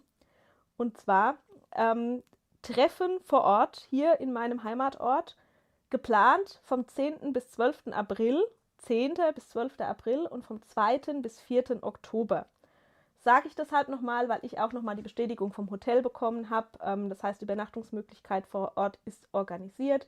Info dazu kommt vermutlich Anfang Januar, weil ich mit dem Hotel vereinbart habe, dass wir dieses Mal mit der Buchung für dieses Treffen sehr früh dran sind. Das heißt, Anfang Januar bis Ende Januar wird das Zeitfenster sein, in dem ihr das April-Treffen buchen könnt. Und nur wenn sich da auch genug Leute finden, findet es natürlich am Ende dann auch statt. Ich wollte euch aber, weil es der letzte Stream in diesem Jahr ist, auf jeden Fall nochmal die Termine durchsagen. Der 10. bis 12. April, mein lieber Mann darf es auch nochmal kurz in den Chat schreiben. Und der 2. bis 4. Oktober 2026. Wer also Lust hat, mit anderen Plotter-Verrückten, weil die Heidi gerade gefragt hat, geht es nochmal ums Plotten, sich mal vor Ort zu vernetzen, da wäre eure Gelegenheit. So, und es gibt noch eine Frage, die ich mich fast nicht traue zu stellen, aber ich stelle sie doch. Auch schon Planung für 2026. Ein Projekt, das ich bis jetzt eigentlich ehrlich gesagt immer ausgeschlossen habe. Ich überlege tatsächlich, ist jetzt auch gerade ein guter Zeitpunkt dafür, ob es nächstes Jahr das allererste Mal einen Adventskalender geben soll. Nicht ein Adventskalender im Sinne, wie wir das bis jetzt gemacht haben, einen, den ihr bastelt und dann verschenkt, sondern einen Datei-Adventskalender. Also irgendeine Art von, es gibt jeden Tag eine Kleinigkeit, so wäre, wenn überhaupt, der Plan. Also es gibt nicht jeden Tag ein Riesenprojekt, das macht in meinen Augen nämlich im Advent überhaupt gar keinen Sinn. Es gibt eine Kleinigkeit, die man für sich selbst plotten kann, die man als Geschenk plotten kann, die der Plotter so gut wie möglich fast alleine machen kann und es öffnet sich quasi jeden Tag einfach ein Türchen. Ich weiß, ihr habt euch das in der Vergangenheit sehr oft von mir gewünscht. Ich habe das in der Vergangenheit kategorisch abgelehnt, weil ich immer gesagt habe, das ist bei dem Umfang meiner Projekte nicht möglich. Aber wir haben jetzt in letzter Zeit ja auch manchmal einfach kleinere Projekte gemacht, die total Sinn gemacht haben. Ich muss ein bisschen gucken, wie ich es machen kann, ob man vielleicht auch mit einem schönen Projekt, wo man ein Basisprojekt und kleinere Erweiterungen dazu machen kann, arbeiten kann. Ich komme da jetzt gerade drauf, weil ich so viel wieder für Weihnachten noch auf meinem Zettel hatte, was nicht fertig geworden ist. Und jetzt so ein bisschen die Idee habe, wenn ich jetzt den halben Januar frei habe und mich dann im Januar insgesamt noch so ein bisschen zurückhalte, dann könnte ich das ja vielleicht ganz gut vorbereiten. Also ich könnte jetzt noch so ein bisschen für Weihnachten weiterarbeiten und ja, das dann entsprechend präparieren. Es wäre auf jeden Fall auch so, dass es ein Plotter-Adventskalender wäre. Also man könnte definitiv alles mit dem Plotter umsetzen. Es wäre vielleicht auch das ein oder andere dabei, wie jetzt mit den Flocken, was man eben zusätzlich auch in den 3D-Drucker stecken kann. Aber wenn es wahr werden soll, müsste ich das eben sehr, sehr früh im Jahr angehen und vielleicht jetzt gleich so das mitnehmen quasi und meinen Weihnachtsschwung und die Ideen, die ich dafür noch habe und das schon umsetzen.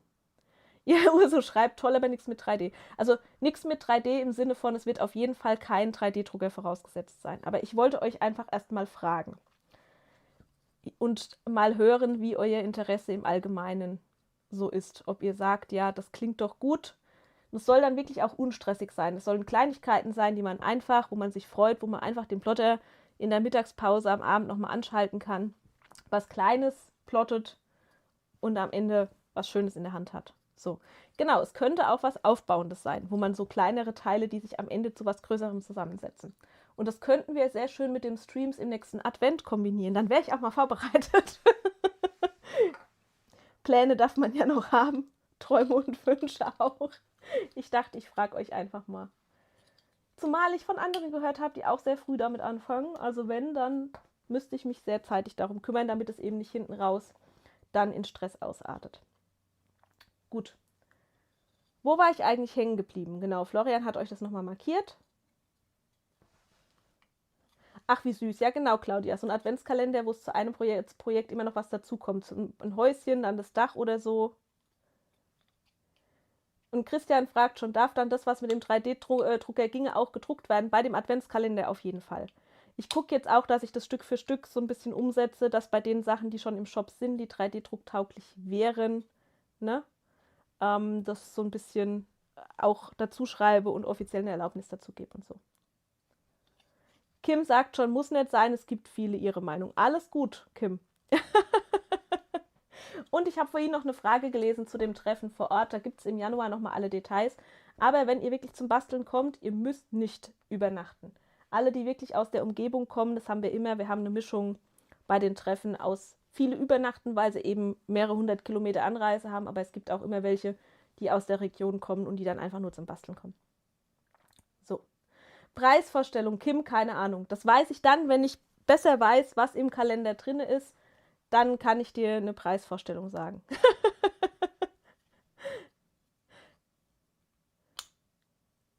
Ja, genau. Ja. Wichtig ist, dass ich das für mich handeln kann. Genau. Deshalb machen wir das auch nur, wenn ich rechtzeitig, sehr rechtzeitig vorher damit fertig bin. Gut. Jetzt widme ich mich nochmal diesem Ständer hier. Zudem habe ich auch viele Ideen. Ich weiß, ihr Lieben, es ist wieder 3D-Druck, aber ich habe mir ganz fest vorgenommen, ich entschuldige mich nicht mehr, wenn ich über 3D-Druck spreche. Ich habe ganz viel Energie in diesem Dezember investiert, in diesen Bestellservice für euch, dass ihr bei der Annette 3D-gedruckte Teile bestellen könnt, wenn ihr euch selbst keinen 3D-Drucker zulegen wollt. Wir haben uns den preisgünstigen 3D-Drucker angeguckt. Auch dazu habe ich schon Wünsche von euch. Wir werden uns also auch Anfang des Jahres noch mal ein bisschen näher mit dem Thema 3D-Druck beschäftigen für die ganzen Einsteiger. Und damit ist für mich jetzt so der Haken da dran gemacht. Ich bin total bemüht, alle so gut wie es geht mitzunehmen. Keine Sorge, es wird jetzt nicht nur noch 3D-Druck-Content geben, ich sage es immer wieder. Aber ich musste das für mich auch aus dem Weg bekommen, auch mit diesem Bestellservice, damit ich nicht das Gefühl habe, dass ich mich immer entschuldigen muss, wenn mir was Schlaues zum Thema 3D-Druck einfällt. Und ich liebe dieses Teil so schon, wie es hier steht. Ich will jetzt heute die Magnete noch einsetzen und wir gucken, ob der Stern hält. Und dann hätte ich an euch noch eine Frage. Nämlich weitere Ideen für diesen coolen Ständer. Ich habe neulich schon mal gesagt, dass ich mir super gut vorstellen kann, dass man dieses obere Teil hier, wo der drauf sitzt, der Stern, einfach ersetzt und eine schöne LED-Kerze drauf macht. Da möchte ich auch mal Danke sagen. Ich habe sehr nett per Instagram einen sehr coolen Link geschickt bekommen zu sehr hübschen LED-Kerzen. Die muss ich nur noch bestellen. Das habe ich noch nicht gemacht. Ich hätte aber auch die Idee, dass man da auch so einen schönen Dekosockel drauf machen könnte oder man könnte eine Etagere draus machen. Das heißt, ich bin gerade sehr verliebt in diese Geschichte mit dem Schraubverschluss und der Tatsache, dass dieses ganze Projekt modular ist. Das heißt, ich kann Teile dran schrauben, ich kann Teile abschrauben, ich kann es höher bauen, ich kann es weniger hoch bauen. Für dieses höher und weniger hoch ist mir ganz wichtig, dass ihr hier unten drinne diese Schale habt, die ihr beschweren könnt. Je nachdem, wie weit es ausufert, brauchen wir vielleicht auch nochmal eine dickere Schale für noch mehr Granulat, aber das kann man dann mal sehen. Mein Hirn arbeitet da nur schon gerade wieder in alle Richtungen. Das heißt, ich habe absolut Lust daraus, noch eine Etagere oder so ein Deko-Tablett zu machen und dann muss man ja nicht alle Teile aufeinander schrauben. Also ich bin sehr verliebt in diese Schraubverschlussgeschichte und versuche jetzt einfach erstmal daraus ein Teil zu machen. Das heißt, erstmal wirklich der Ständer für den Stern. Höchstwahrscheinlich kommt auch der große mit dem kleinen zusammen. Da liegt nämlich in diesem Fall wirklich nur ein Skalierungsfaktor dazwischen, außer beim Kopf. Und deshalb wollte ich euch das auch nochmal zeigen. Guckt mal. Hier habe ich die kleine Variante noch. Und da haben wir letzte Woche kurz drüber gesprochen. Da wart ihr ganz begeistert, wie gut Florian euch schon kennt, dass ich hier beim Kopf 8 mm Scheibenmagnete verwendet habe. Und bei dem kleinen Stern nur einen Magnet auf jeder Seite gesetzt habe und bei dem großen Stern dann aber 3 Magnete. Das heißt, würde ich das einfach größer skalieren, dann bräuchte ich ja entsprechend viel größere Magnete. Nicht nur im Durchmesser, sondern auch in der Tiefe. Und um eben nicht mit unterschiedlichen Magneten arbeiten zu müssen, habe ich den Kopf hier so verändert, dass hier 3 Magnete drin sitzen. Ansonsten kann man wirklich von hier nach hier die Teile eigentlich einfach skalieren. So, und jetzt wollte ich einmal mit euch gucken, wie man dann auch wirklich die Magnete nachträglich in diesen fertigen Stern einbaut. Und noch einmal den Hinweis geben, das habe ich letzte Woche schon kurz erwähnt, aber ich bin nicht sicher, ob das schon so bei allen angekommen ist, damit ihr es wisst, wenn das Ding dann in den Shop kommt. Man muss hier auf die Polarität der Magnete achten. Das heißt, die sind hier gegenüberliegend jeweils so eingebaut, dass auf der einen Seite Nord oben liegt und auf der anderen Seite Süd. Also sind von der Polung her genau gegengleich eingebaut. Das gleiche Prinzip habe ich bei diesem großen Ständer angewendet. Das heißt, auch hier sind alle Magnete auf der einen Seite gleich gepolt, Nord, und alle auf der anderen Seite sind auch wieder auf dieser Seite gleich gepolt, aber genau andersrum als auf dieser Seite, das heißt Süd. Das heißt, die sind jeweils genau gegengleich zueinander hier eingesetzt und das gleiche Prinzip brauche ich jetzt auch hier bei meinem Stern. Und damit ich das möglichst leicht einsetzen kann und nicht raten muss, wo die Magnete sitzen sollen, habe ich hier wieder so eine kleine Schablone entwickelt, die genau diese 3 Vertiefungen für die Magnete hat. Könnte ich hier also passgleich quasi von der Seite einmal so auflegen. Und da lege ich jetzt meine Magnete ein, schaffe mir hier an der Seite einfach Platz, schiebe das seitlich an und drücke die Magnete fest. Hoffentlich reichen diese kleineren 8 mm Scheibenmagnete, um das zu halten. Ich habe jetzt hier bei meiner Schablone erstmal auch auf 8 mm gesetzt. Und wir gucken mal, ob das so hinhaut, wie ich das gerne hätte. Damit ich dieses coole Projekt zumindest für die Sterne auch mal zum Abschluss bringe. Also ich brauche jetzt hier 3 Scheibenmagnete, die erstmal auf der einen Seite alle gleich gepolt sind. 1 und die 2 und die 3. Und das sind jetzt auch welche, die gleich selbstklebend sind. Das heißt, die haben hier auf der Oberseite direkt schon einen Klebefilm. Und den ziehe ich jetzt auch direkt schon ab, so dass der Klebefilm oben liegt. Verdammt! Und schon hängen wir am ersten Problem. Wenn das jetzt nicht auf einen Schlag geht, dann muss ich es nacheinander machen. Wenn die zu stark magnetisch sind und sich jetzt immer da gegenseitig anziehen. Ja, das fühlt sich so an. Der springt direkt raus. Dann lasst es mich direkt so probieren. Dann nehme ich den hier an der Seite nochmal raus. Wenn er rauskommt. Sonst helfe ich hier. Gut. Und mache erst diese beiden und mache dann den dritten im nächsten Anlauf. Das hatte ich mir eigentlich nicht so vorgestellt. Ich könnte jetzt auch mit einem kleinen Klebepunkt unten drin wahrscheinlich nachhelfen. Ich probiere es nochmal. Achtung, es ist schon spät, aber ich bin jetzt mal geduldig. So. Okay, vergesst es. Die sind zu gut magnetisch. Dann muss ich schummeln.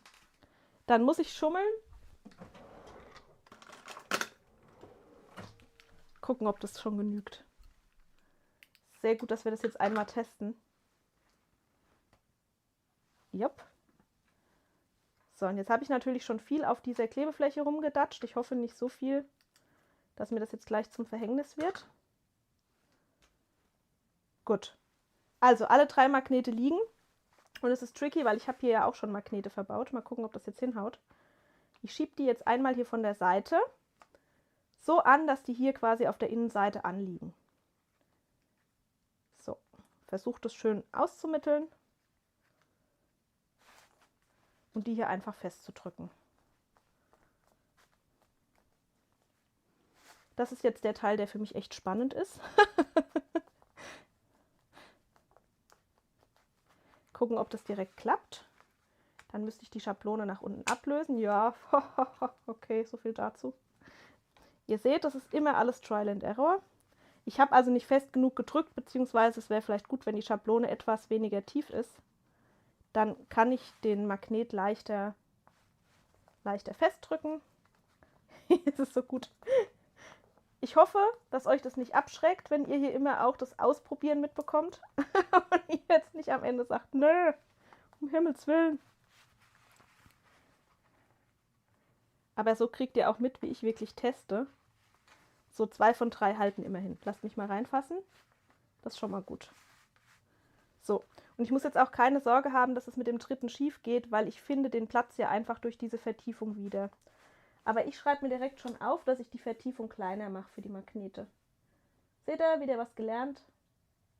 Aber es ist so ein Mittelding, weil diese Magnete, die ich jetzt hier verklebe, die sind halt auch nur 1 mm dick. Und macht man die Vertiefung nicht ausreichend tief, dann ist dieses Reintransportieren halt schwieriger. Also ich habe beide Richtungen schon ausprobiert.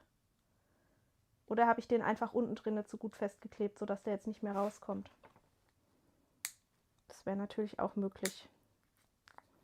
Damit er mir nicht rausspringt, habe ich es gut gemeint.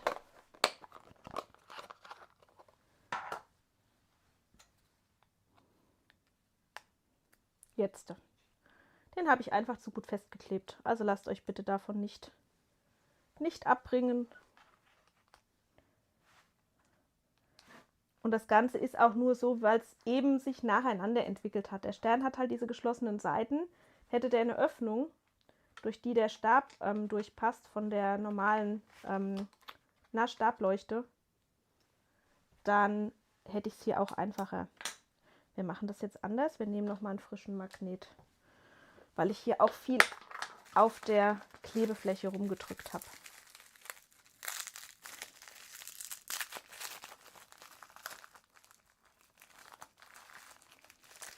Sehr schön, ich lese auch, das mit Annette klappt super. Danke Claudia für die Rückmeldung.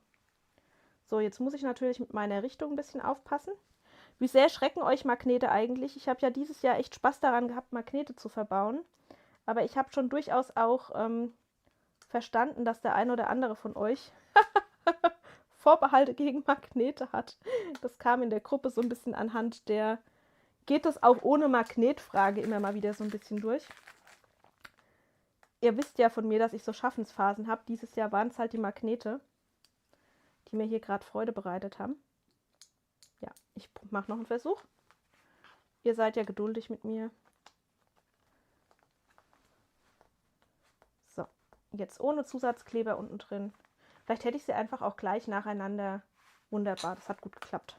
Vielleicht hätte ich sie gleich nacheinander einfach kleben sollen, weil sie legen sich ja dann doch wieder an den richtigen Platz. Das probieren wir an der zweiten Seite dann gleich nochmal aus. So, Magnete sind an der ersten Seite montiert. Ich klappe den Stern einfach nochmal zu.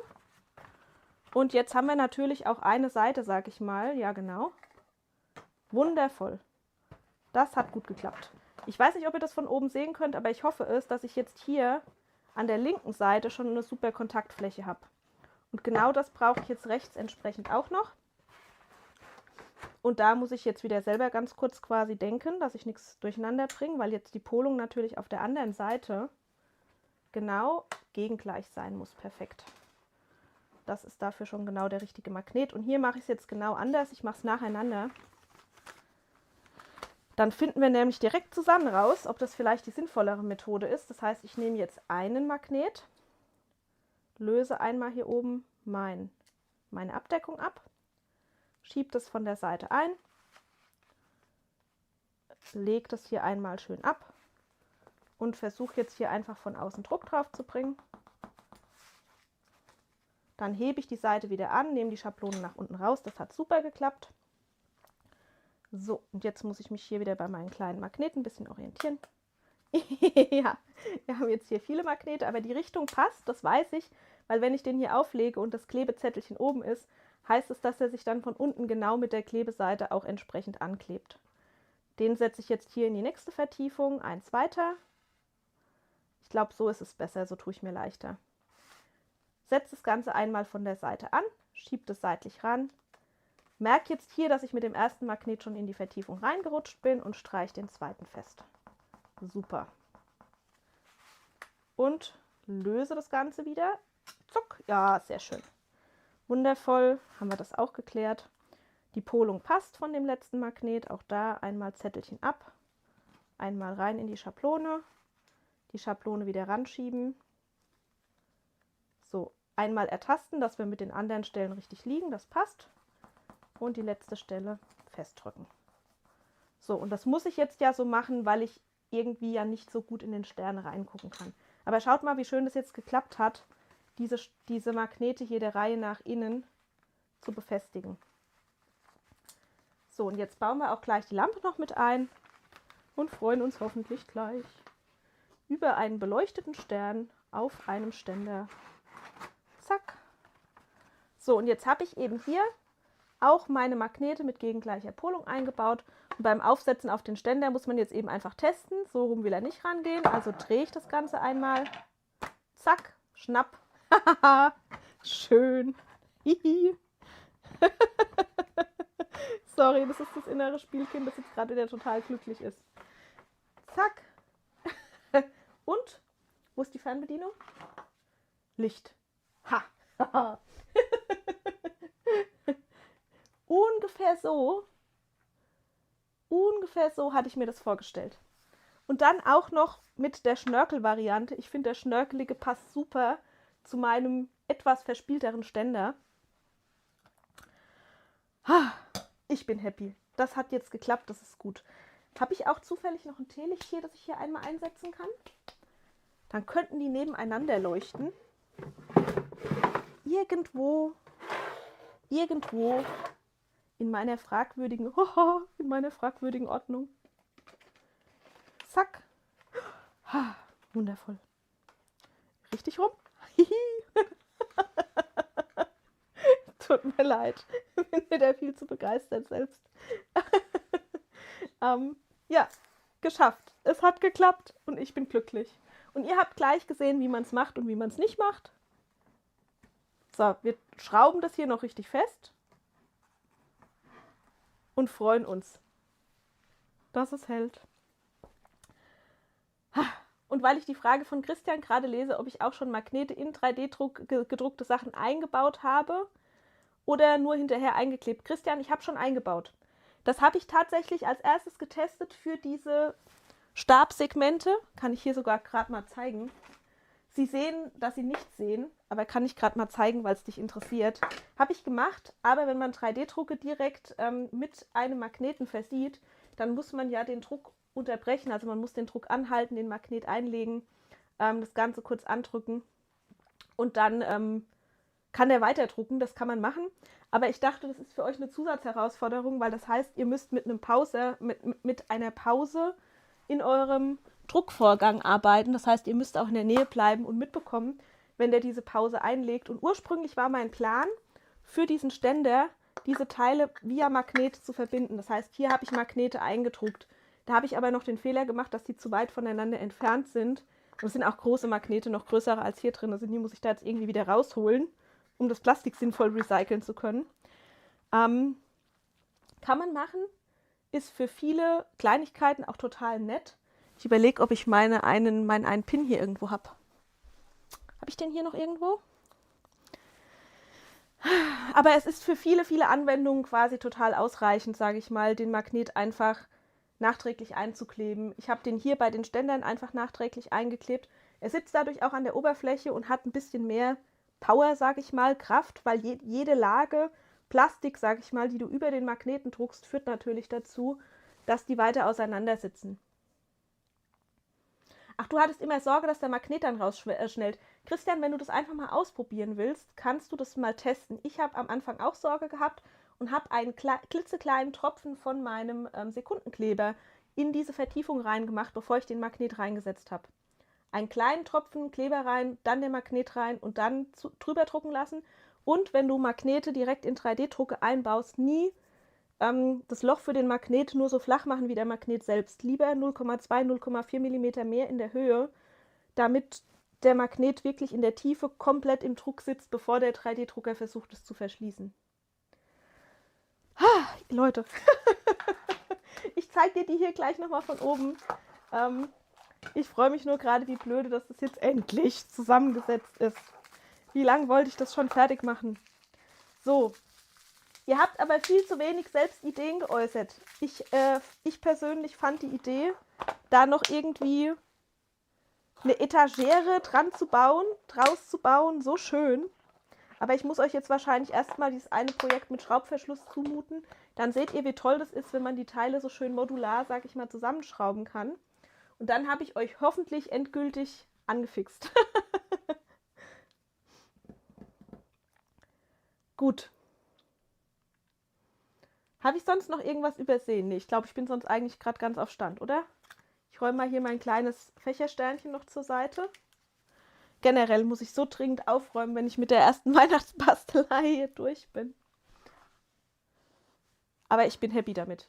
Der gehört eigentlich jetzt genauso bei mir ans Fenster. Den muss ich eigentlich gar nicht nochmal auseinandernehmen. Kerzenhalter auf jeden Fall sinnvoll, sagt die Heike. Osterei beleuchtet. Das ist eigentlich eine sehr gute Idee.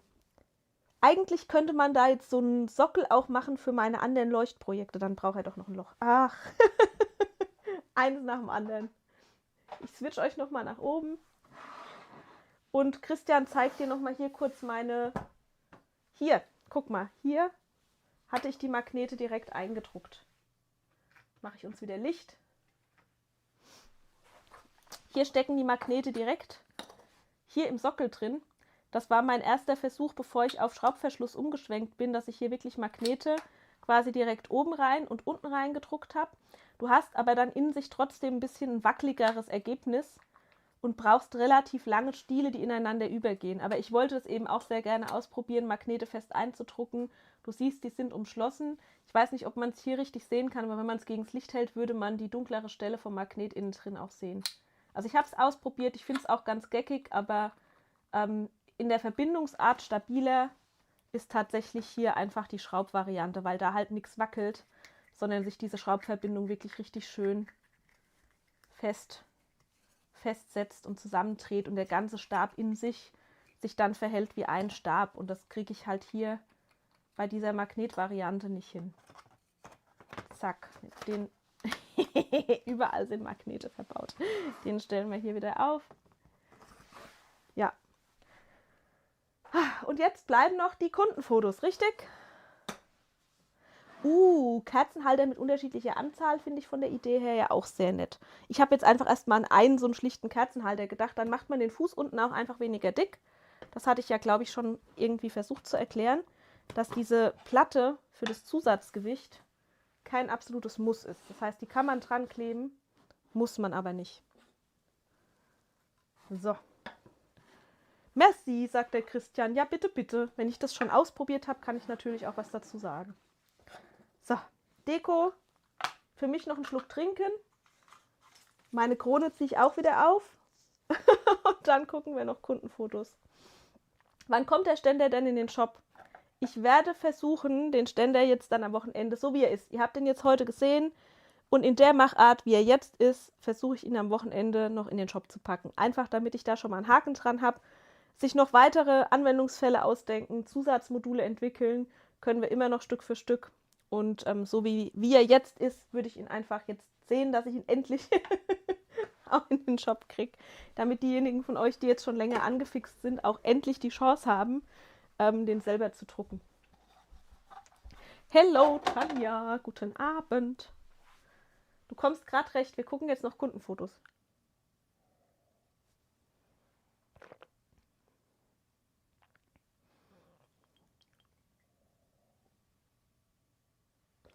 Die Kirsten hat auch noch ein Bild hochgeladen. Ein Kopfhörerhalter oben drauf auf dem Ständer, das würde ich ja sehr lustig finden, Heike. Ich hab euch ja gebeten um eure Ideen. Wir gucken. Also es gibt ja nichts, was nicht geht. Ich will nichts versprechen, aber wir können es versuchen. So. Lasst mich noch einen kleinen Moment aufräumen und dann gucken wir noch ganz entspannt zusammen Kundenfotos an. Und dann falle ich einfach erstmal nur um. Ich glaube, heute kommt gar nichts mehr in den Shop. Morgen. Ich vertröste euch auf morgen. Auch mit der Krone. Sitzt sie wieder sehr schief auf meinem Haupt oder geht es so? Ach Gott. Ich gucke ganz kurz nach euren Bildern. Wenn ihr jetzt sagt, ihr habt noch mal Fotos hochgeladen, dann versuche ich da gerade noch mal schnell reinzugucken.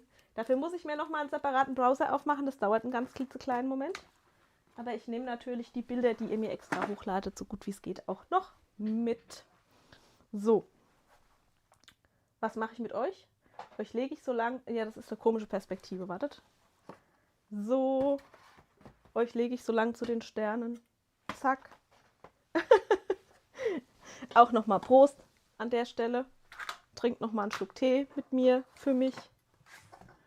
Ich schaffe wieder nicht meine eine Tasse vor lauter 2 Stunden Gerede.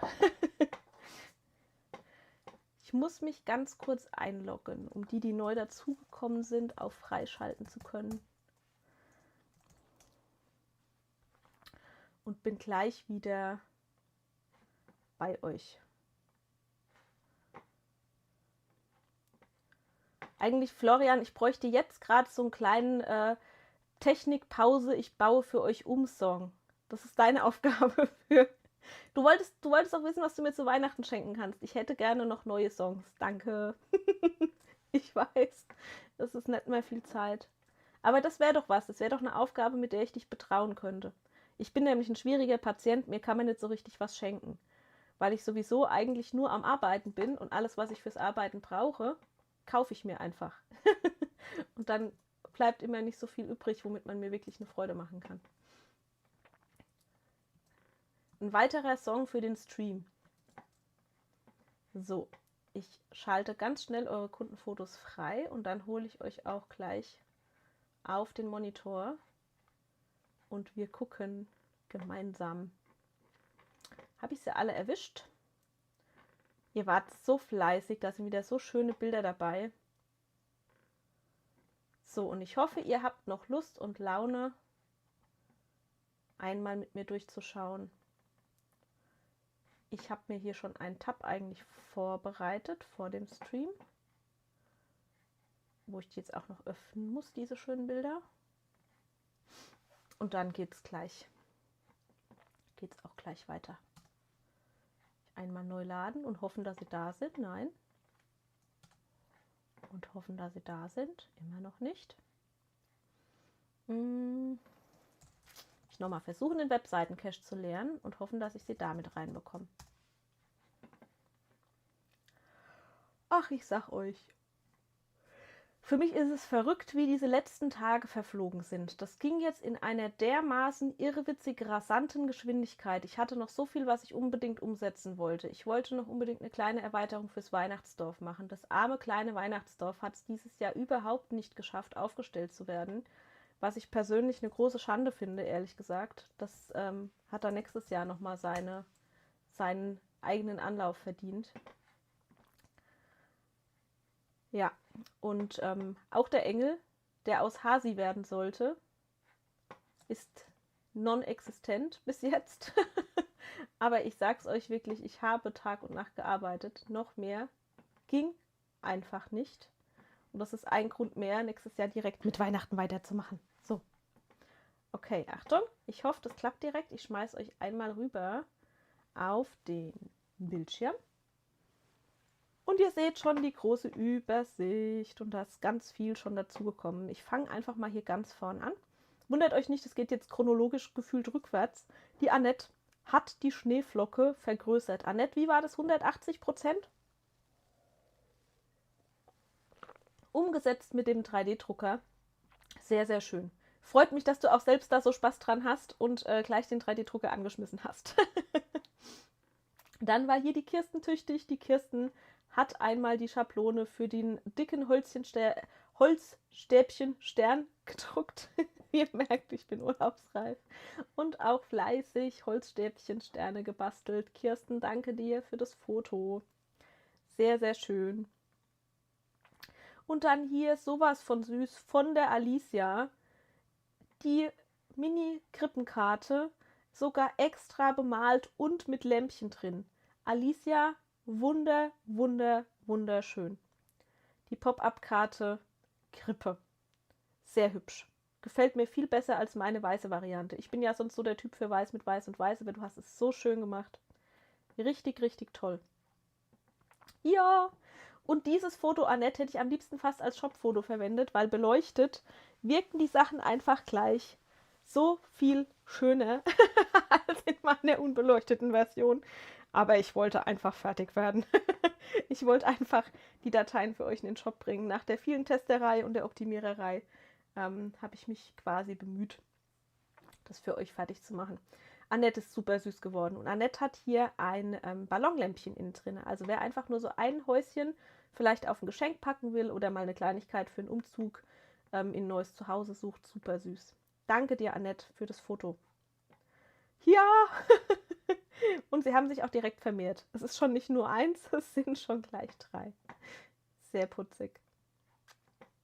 Hier war die Nicole fleißig und hat Bäume geklebt, riesengroße Bäume. Nicole, du hast auch richtig gerockt diesen Winter. Du hast schon so viel gebastelt und hast mir so viele Fotos hochgeladen. Vielen, vielen Dank dafür. Hier haben wir eine Umsetzung von der Karte Frohes Fest von der Petra. Liebe Grüße, Papsi, von mir an dich. Ich hoffe, du kommst dahinter, was mit deinem Plotter klemmt. Du darfst dich natürlich gerne nochmal melden, ja, wie ich euch auch auf dem Laufenden halte, wie es mit meinem Plotter weitergeht. Gut, hier war auch die Nicole fleißig. Schaut euch das mal an. So ein tolles, wahnsinnig hübsches Geschenkset. So viele Sachen, die zusammenpassen. Rund um die neue Faltkarte Zeichnung Schneeflockenrahmen. Die Schneeflocke, die man als Reagenzglashalter oder auch einfach als Dekoflocke umsetzen kann.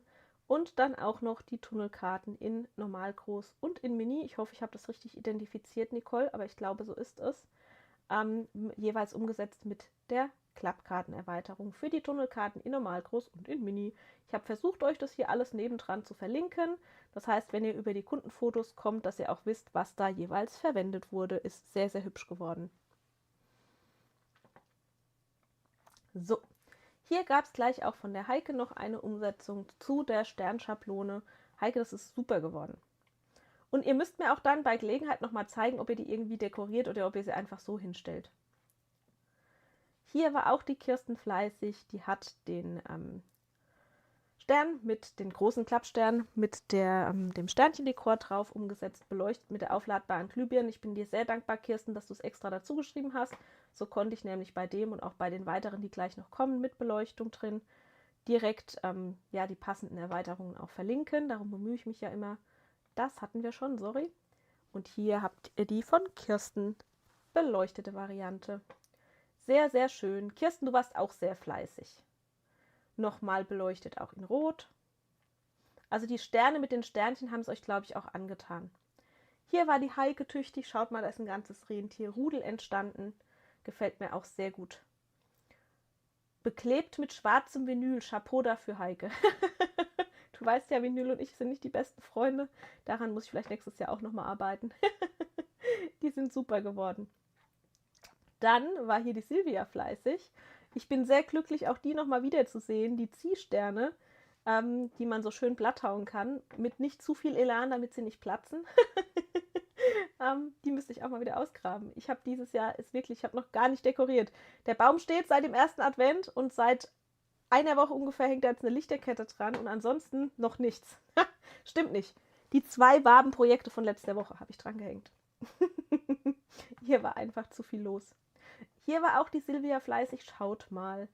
Die Plotter-Datei, Verpackung, Sternschachtel groß. Auch ein schnell gemachtes Projekt und sehr clever. Hier auch einfach ein Lämpchen mit rein. Ich habe die hier auch im Deckel einfach mit Transparentpapier hinterlegt. Also wer noch was Schnelles, Beleuchtetes sucht oder vielleicht auch was, wo er in Zellophan verpackt nochmal Plätzchen oder irgendwas reinmachen und einfach ein Lämpchen dazu stellen kann, dann hat man hinterher, wenn man die Plätzchen wie ich innerhalb von einem Tag leer gegessen hat, noch eine Deko, die auch was hermacht. So. weiter geht's. Hier ist nochmal eine Nahaufnahme von der Kirsten. Ich glaube auch wegen dem Material, das sie uns extra bezeichnet hat, nämlich die Deckseiten sind mit Top-Laminato Star Dream Diamond 120 Gramm umgesetzt. Und damit man das ein bisschen besser einschätzen kann, das Material, hat uns die Kirsten nochmal eine Nahaufnahme gemacht. Hier war der Gerd fleißig. Lieben Dank, Gerd. Du weißt, dass ich mich riesig freue. Seit letzter Woche weiß ich, dass du auch mit einem Bambulab A1 Mini druckst. Sehr gut. Jetzt kann ich ihn relaten entsprechend. Und du hast die neuen Flocken gedruckt in Silber. Sehr, sehr schön. Hier haben wir nochmal die Kirsten dazwischen. Kirsten, auch so schön. Das hast du so toll gemacht. Die Mini-Tunnelkarte ist das mit dem Weihnachtsstern, mit Zeichnung und der Klappkartenerweiterung. In Rot und Grün.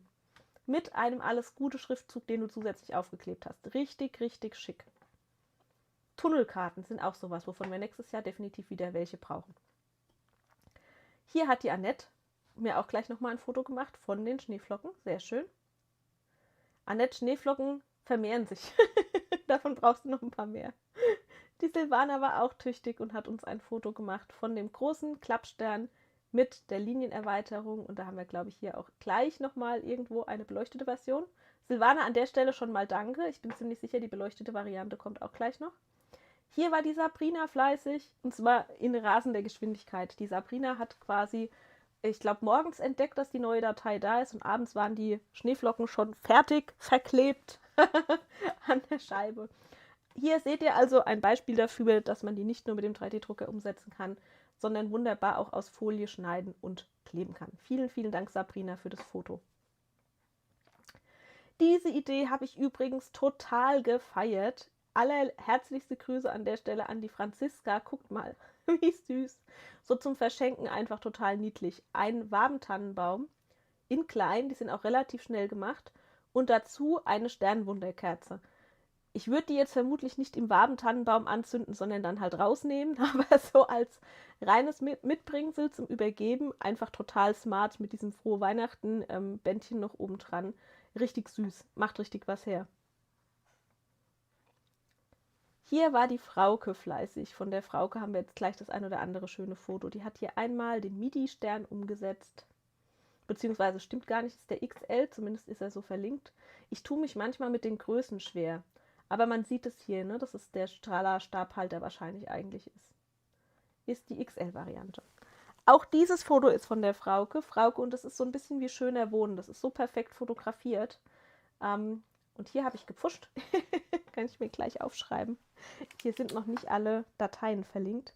Das soll aber das Lob für dein Foto kein bisschen schmälern, weil es ist wirklich wunderschön. Könnte genauso in einem Magazin abgedruckt sein. Ich habe mich riesig über das tolle Bild gefreut. Vielen Dank an dieser Stelle. Hier haben wir noch eine Variante von Gerd. Gerd, ich freue mich auch, dass du dir immer die Mühe machst, so viel die einzelnen Sachen zu knipsen. Also vielen Dank. Das freut mich sehr. Hier war auch wieder die Frauke fleißig. Also wundert euch auch nicht, dass die Bilder so durcheinander kommen. Ich klicke mich dann einfach immer durch die ganze Liste durch, von links nach rechts. Und dann haben wir so eine bunte Mischung, wenn wir hier gemeinsam durchgucken. Und die Frauke hat auch nochmal das Rentier in platzsparend umgesetzt mit richtig schickem Glitzer auf dem Geweih. Und auch hier war die Frauke fleißig. Schaut mal, nochmal eine andere Farbkombi. Ich würde tippen, dass das vielleicht sogar wirklich rehbraun von der Farbe her ist. Auch wieder mit Glitzer auf dem Geweih. Und hier ist er, Silvana. Ich wusste es, dass er hier noch beleuchtet kommt. Der Stern mit den Linien in groß. Ich liebe es. Auch so ein schönes, stimmungsvolles Foto. Vielen, vielen Dank, dass ihr euch immer so viel Mühe macht. Und hier noch eine Flocke von Gerd. Gerd, du warst tüchtig. Die Flocken vermehren sich, ne? Hier gleich noch welche. Hier in weiß. Du hast uns sogar dazu geschrieben, PLA Basic, ja, du weißt. Ich danke dir. Ist ja vielleicht gerade später für die Einsteiger auch dann interessant zu wissen, was mit was genau gedruckt wurde.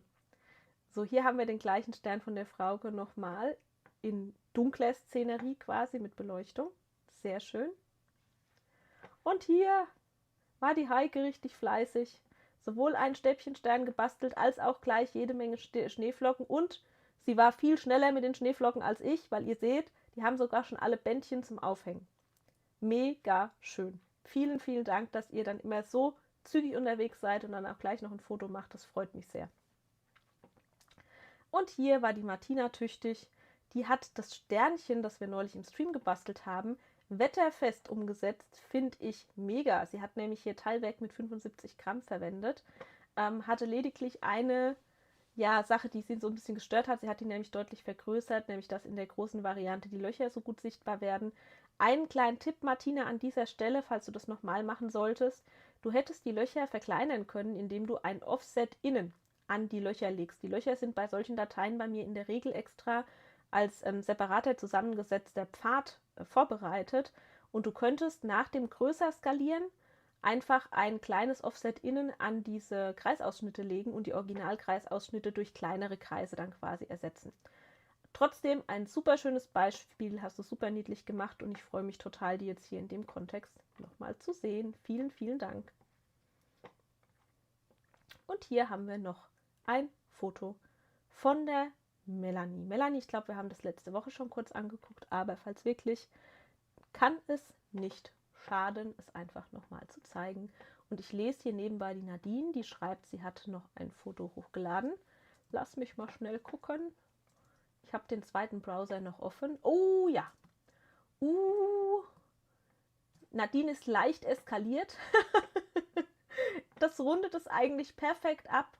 Wir kriegen noch ein super Eskalationsfoto zum Abschluss. Ich lade einmal und gucke mal, ob wir es in der Übersicht direkt schon angezeigt bekommen. Hier ist es. Nadine, du bist verrückt. Im allerbesten Sinne, in dem man verrückt sein kann. Es tut mir jetzt auch total leid, dass ihr das hier nur so klein sehen könnt. Seht ihr, das schreibe ich mir als To-Do nochmal auf. Ich brauche für die Kundenfotos im Stream eine separate Ansicht, damit ich euch die Bilder größer zeigen kann. Du bist verrückt und du hast es ganz toll gemacht und ich danke dir von Herzen, dass du dich jetzt während dem Stream hingesetzt und die Hochladefunktion gesucht hast. Wie viele Sterne sind es? Wir zählen 1, 2, 3, 4, 13, 14, 15, 16, 17, 18. Habe ich mich verzählt? Also irre viele und dann auch noch Kugeln ohne Kleben. Du warst super duper fleißig und ich freue mich sehr über dieses Eskalationsfoto. Ich freue mich wirklich sehr über dieses Eskalationsbild. Ihr Lieben, ich glaube, tatsächlich sind wir damit am Ende angelangt. Ich bin ein bisschen glücklich und auch ein bisschen traurig. Ein bisschen von allem so quasi. Es war ein wunderbares, kreatives Jahr mit euch, auch wenn ich nicht annähernd die Menge an Projekten umgesetzt habe, die ich gerne umsetzen wollte. Ihr kennt es, es kommt so oft einfach irgendwo das Leben dazwischen oder irgendwas kommt anders als geplant oder man entdeckt auf einmal neue Geräte für sich. Es freut mich total, dass ihr das in diesem Jahr so schön begleitet habt, dass ihr hier bei den Streams so mitwirkt. Ihr seid ein großer Teil der ganzen Sache. Ich glaube, das ist eigentlich allen klar, aber ich sage es trotzdem nochmal. Mir ist die Community hier einfach unheimlich viel wert. Ich muss aufpassen, dass ich nicht zu emotional werde hier bei der Neujahrsansprache. Ich habe wirklich einfach Spaß daran. Also ich habe zwar auch Stress die Woche über, weil ich immer irgendwas Tolles auch für euch für den Stream schaffen will, aber ich ziehe aus den Streams mit euch auch einfach unheimlich viel Motivation, unheimlich viel Inspiration. Es ist der Wahnsinn, wie ihr das mitmacht, wie das gewachsen ist, dass so viele von euch wirklich jeden Freitag da sind, wenn sie mal nicht da sein können, nachgucken. Ich liebe euren Input. Ich liebe das, dass ihr euch hier im Chat so gegenseitig unterstützt. Ich möchte einfach einmal von Herzen Danke sagen. Danke, danke, danke. Ich versuche wirklich nach Kräften immer auch alles für euch umzusetzen, was ich irgendwie umsetzen kann. Und liebe es sehr, dass ihr Verständnis für alles habt. Dass ihr meinen Blödsinn mitmacht, dass das für euch fein ist, wenn die Dinge länger dauern, dass ihr meine verschiedenen, was ich halt so für Anwandlungen habe. Mal sind es die Magnete, mal ist es der Draht, mal ist es zusammenklappbar, mal viel Kleber, mal wenig Kleber. Ich liebe es, dass ihr das so mitmacht und es macht mir eine wahre Freude und genau deshalb soll es auch im nächsten Jahr mit Streams weitergehen. Es soll voraussichtlich auch weiterhin regelmäßige Freitagsstreams geben. So ist der aktuelle Plan. Ich werde versuchen, das ist mein Neujahrsvorsatz, ein kleines bisschen mir das Leben leichter zu machen, den Stress rauszunehmen und dadurch für euch noch ein bisschen entspannter zu sein. Das heißt, wir werden in den Streams wieder sehr durchwechseln. Wir werden mal was basteln, mal werde ich nur zeigen, woran ich gerade arbeite. Wenn mal gar nichts klappt in der Woche, gucken wir auch zur Not einfach mal nur Kundenfotos. Mir ist dieses Miteinander mit euch hier an den Freitagen so viel wert und es gehört inzwischen wirklich fest zu meinem Start ins Wochenende, dass ich das einfach nicht missen möchte. So. Ich wünsche euch von Herzen frohe Weihnachten, habt eine entspannte Zeit, macht euch nicht mehr zu viel Stress. Wenn irgendwas nicht klappt, nächstes Jahr ist wieder Weihnachten. Ich versuche nächstes Jahr zwischendurch auch immer mal ein Weihnachtsprojekt einzustreuen. Versucht es einfach ruhig angehen zu lassen, tief durchzuatmen. Und wir lesen uns auf jeden Fall auch zwischen den Jahren mit Sicherheit in der Gruppe. Ich gucke auch weiterhin Fotos. Das heißt, wer von euch noch schnell am Basteln ist, macht gerne noch ein Bild für uns. Wir freuen uns immer sehr. Denkt auch hieran, diejenigen von euch, die crazy genug sind, hier sich so eine Krone zu verpassen oder so eine Brille. Ne? Kann es nicht oft genug sagen. Macht bitte Bilder für uns. Und ansonsten würde ich mich einfach freuen, wenn ihr uns auch nächstes Jahr weiter begleitet. Ich möchte an dieser Stelle auch einmal ganz herzlich Danke sagen an die Annette, die eigentlich immer mit da ist, die sich auch im Hintergrund immer ganz viel von mir anhören muss, wenn ich mal wieder am Zweifeln bin, ob alles irgendwie richtig ist und gut ist und ob ich das so machen kann. Die Annette, die unterstützt mich schon auch wirklich viele, viele Jahre und begleitet das Ganze hier schon sehr lange. Sie ist jetzt zuletzt stark eingebunden über den Druckservice, aber Annette geht jetzt auch erstmal in Weihnachtsurlaub, den sie sich redlich verdient hat. Und ein herzliches Danke, das muss an der Stelle auch mal gesagt sein, an meinen Mann, der ein Zimmer weiter sitzt. Eigentlich würde ich am liebsten jetzt mal mit der Kamera rüberlaufen, damit er auch mal im Bild ist. Er schreibt es auch gerade, auch von ihm, frohe Weihnachten, ruhige Tage und einen guten Start ins neue Jahr. Mein lieber Mann, danke, dass du das im Hintergrund immer aushältst. Meine 2 Stunden 30 bis 3 Stunden Streams. Ich weiß, es ist auch nicht immer einfach, aber ja, ich bin froh um alles drum und dran und wünsche euch einfach allen miteinander das Allerbeste und drückt mir die Daumen, dass mir hier meine beiden Helfer auch im nächsten Jahr genauso erhalten bleiben. Gut. Unordnung herrscht hier, ja, das herrscht hier genauso. Und Tierbelagerung, okay. Schöne Weihnachten, ein frohes neues Jahr und wir sehen uns hoffentlich am 16. Januar um 20 Uhr hier bei YouTube. Bis dann, ihr Lieben. Ich schmeiß euch jetzt raus. Ihr kriegt jetzt noch einmal kurz den Abschlusssong und wir sehen uns bald. Tschüss.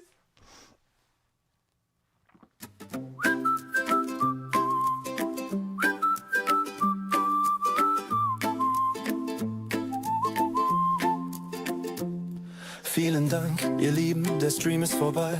Mit Miriam kreativ und auch ihr wart mit dabei. Voller Herzblut, Freude und Kreativität. Es ist echt der Wahnsinn, wie schnell die Zeit vergeht. Inspiration getankt, wir haben viel gesehen. Doch jetzt wird es langsam Zeit, Richtung Bett zu gehen. Es war ein schöner Abend, durch euch wird's bunt und heiter. Drum sag ich bis zum nächsten Mal, dann basteln wir schon weiter. Gemeinsam basteln und lachen, Freude teilen und Neues schaffen. Bleibt inspiriert, ihr seid genial. Wir sehen uns wieder beim nächsten Mal. Zusammen kreativ, heute war es wieder toll. Wir hoffen, der Kopf ist jetzt mit Ideen voll. Wir sehen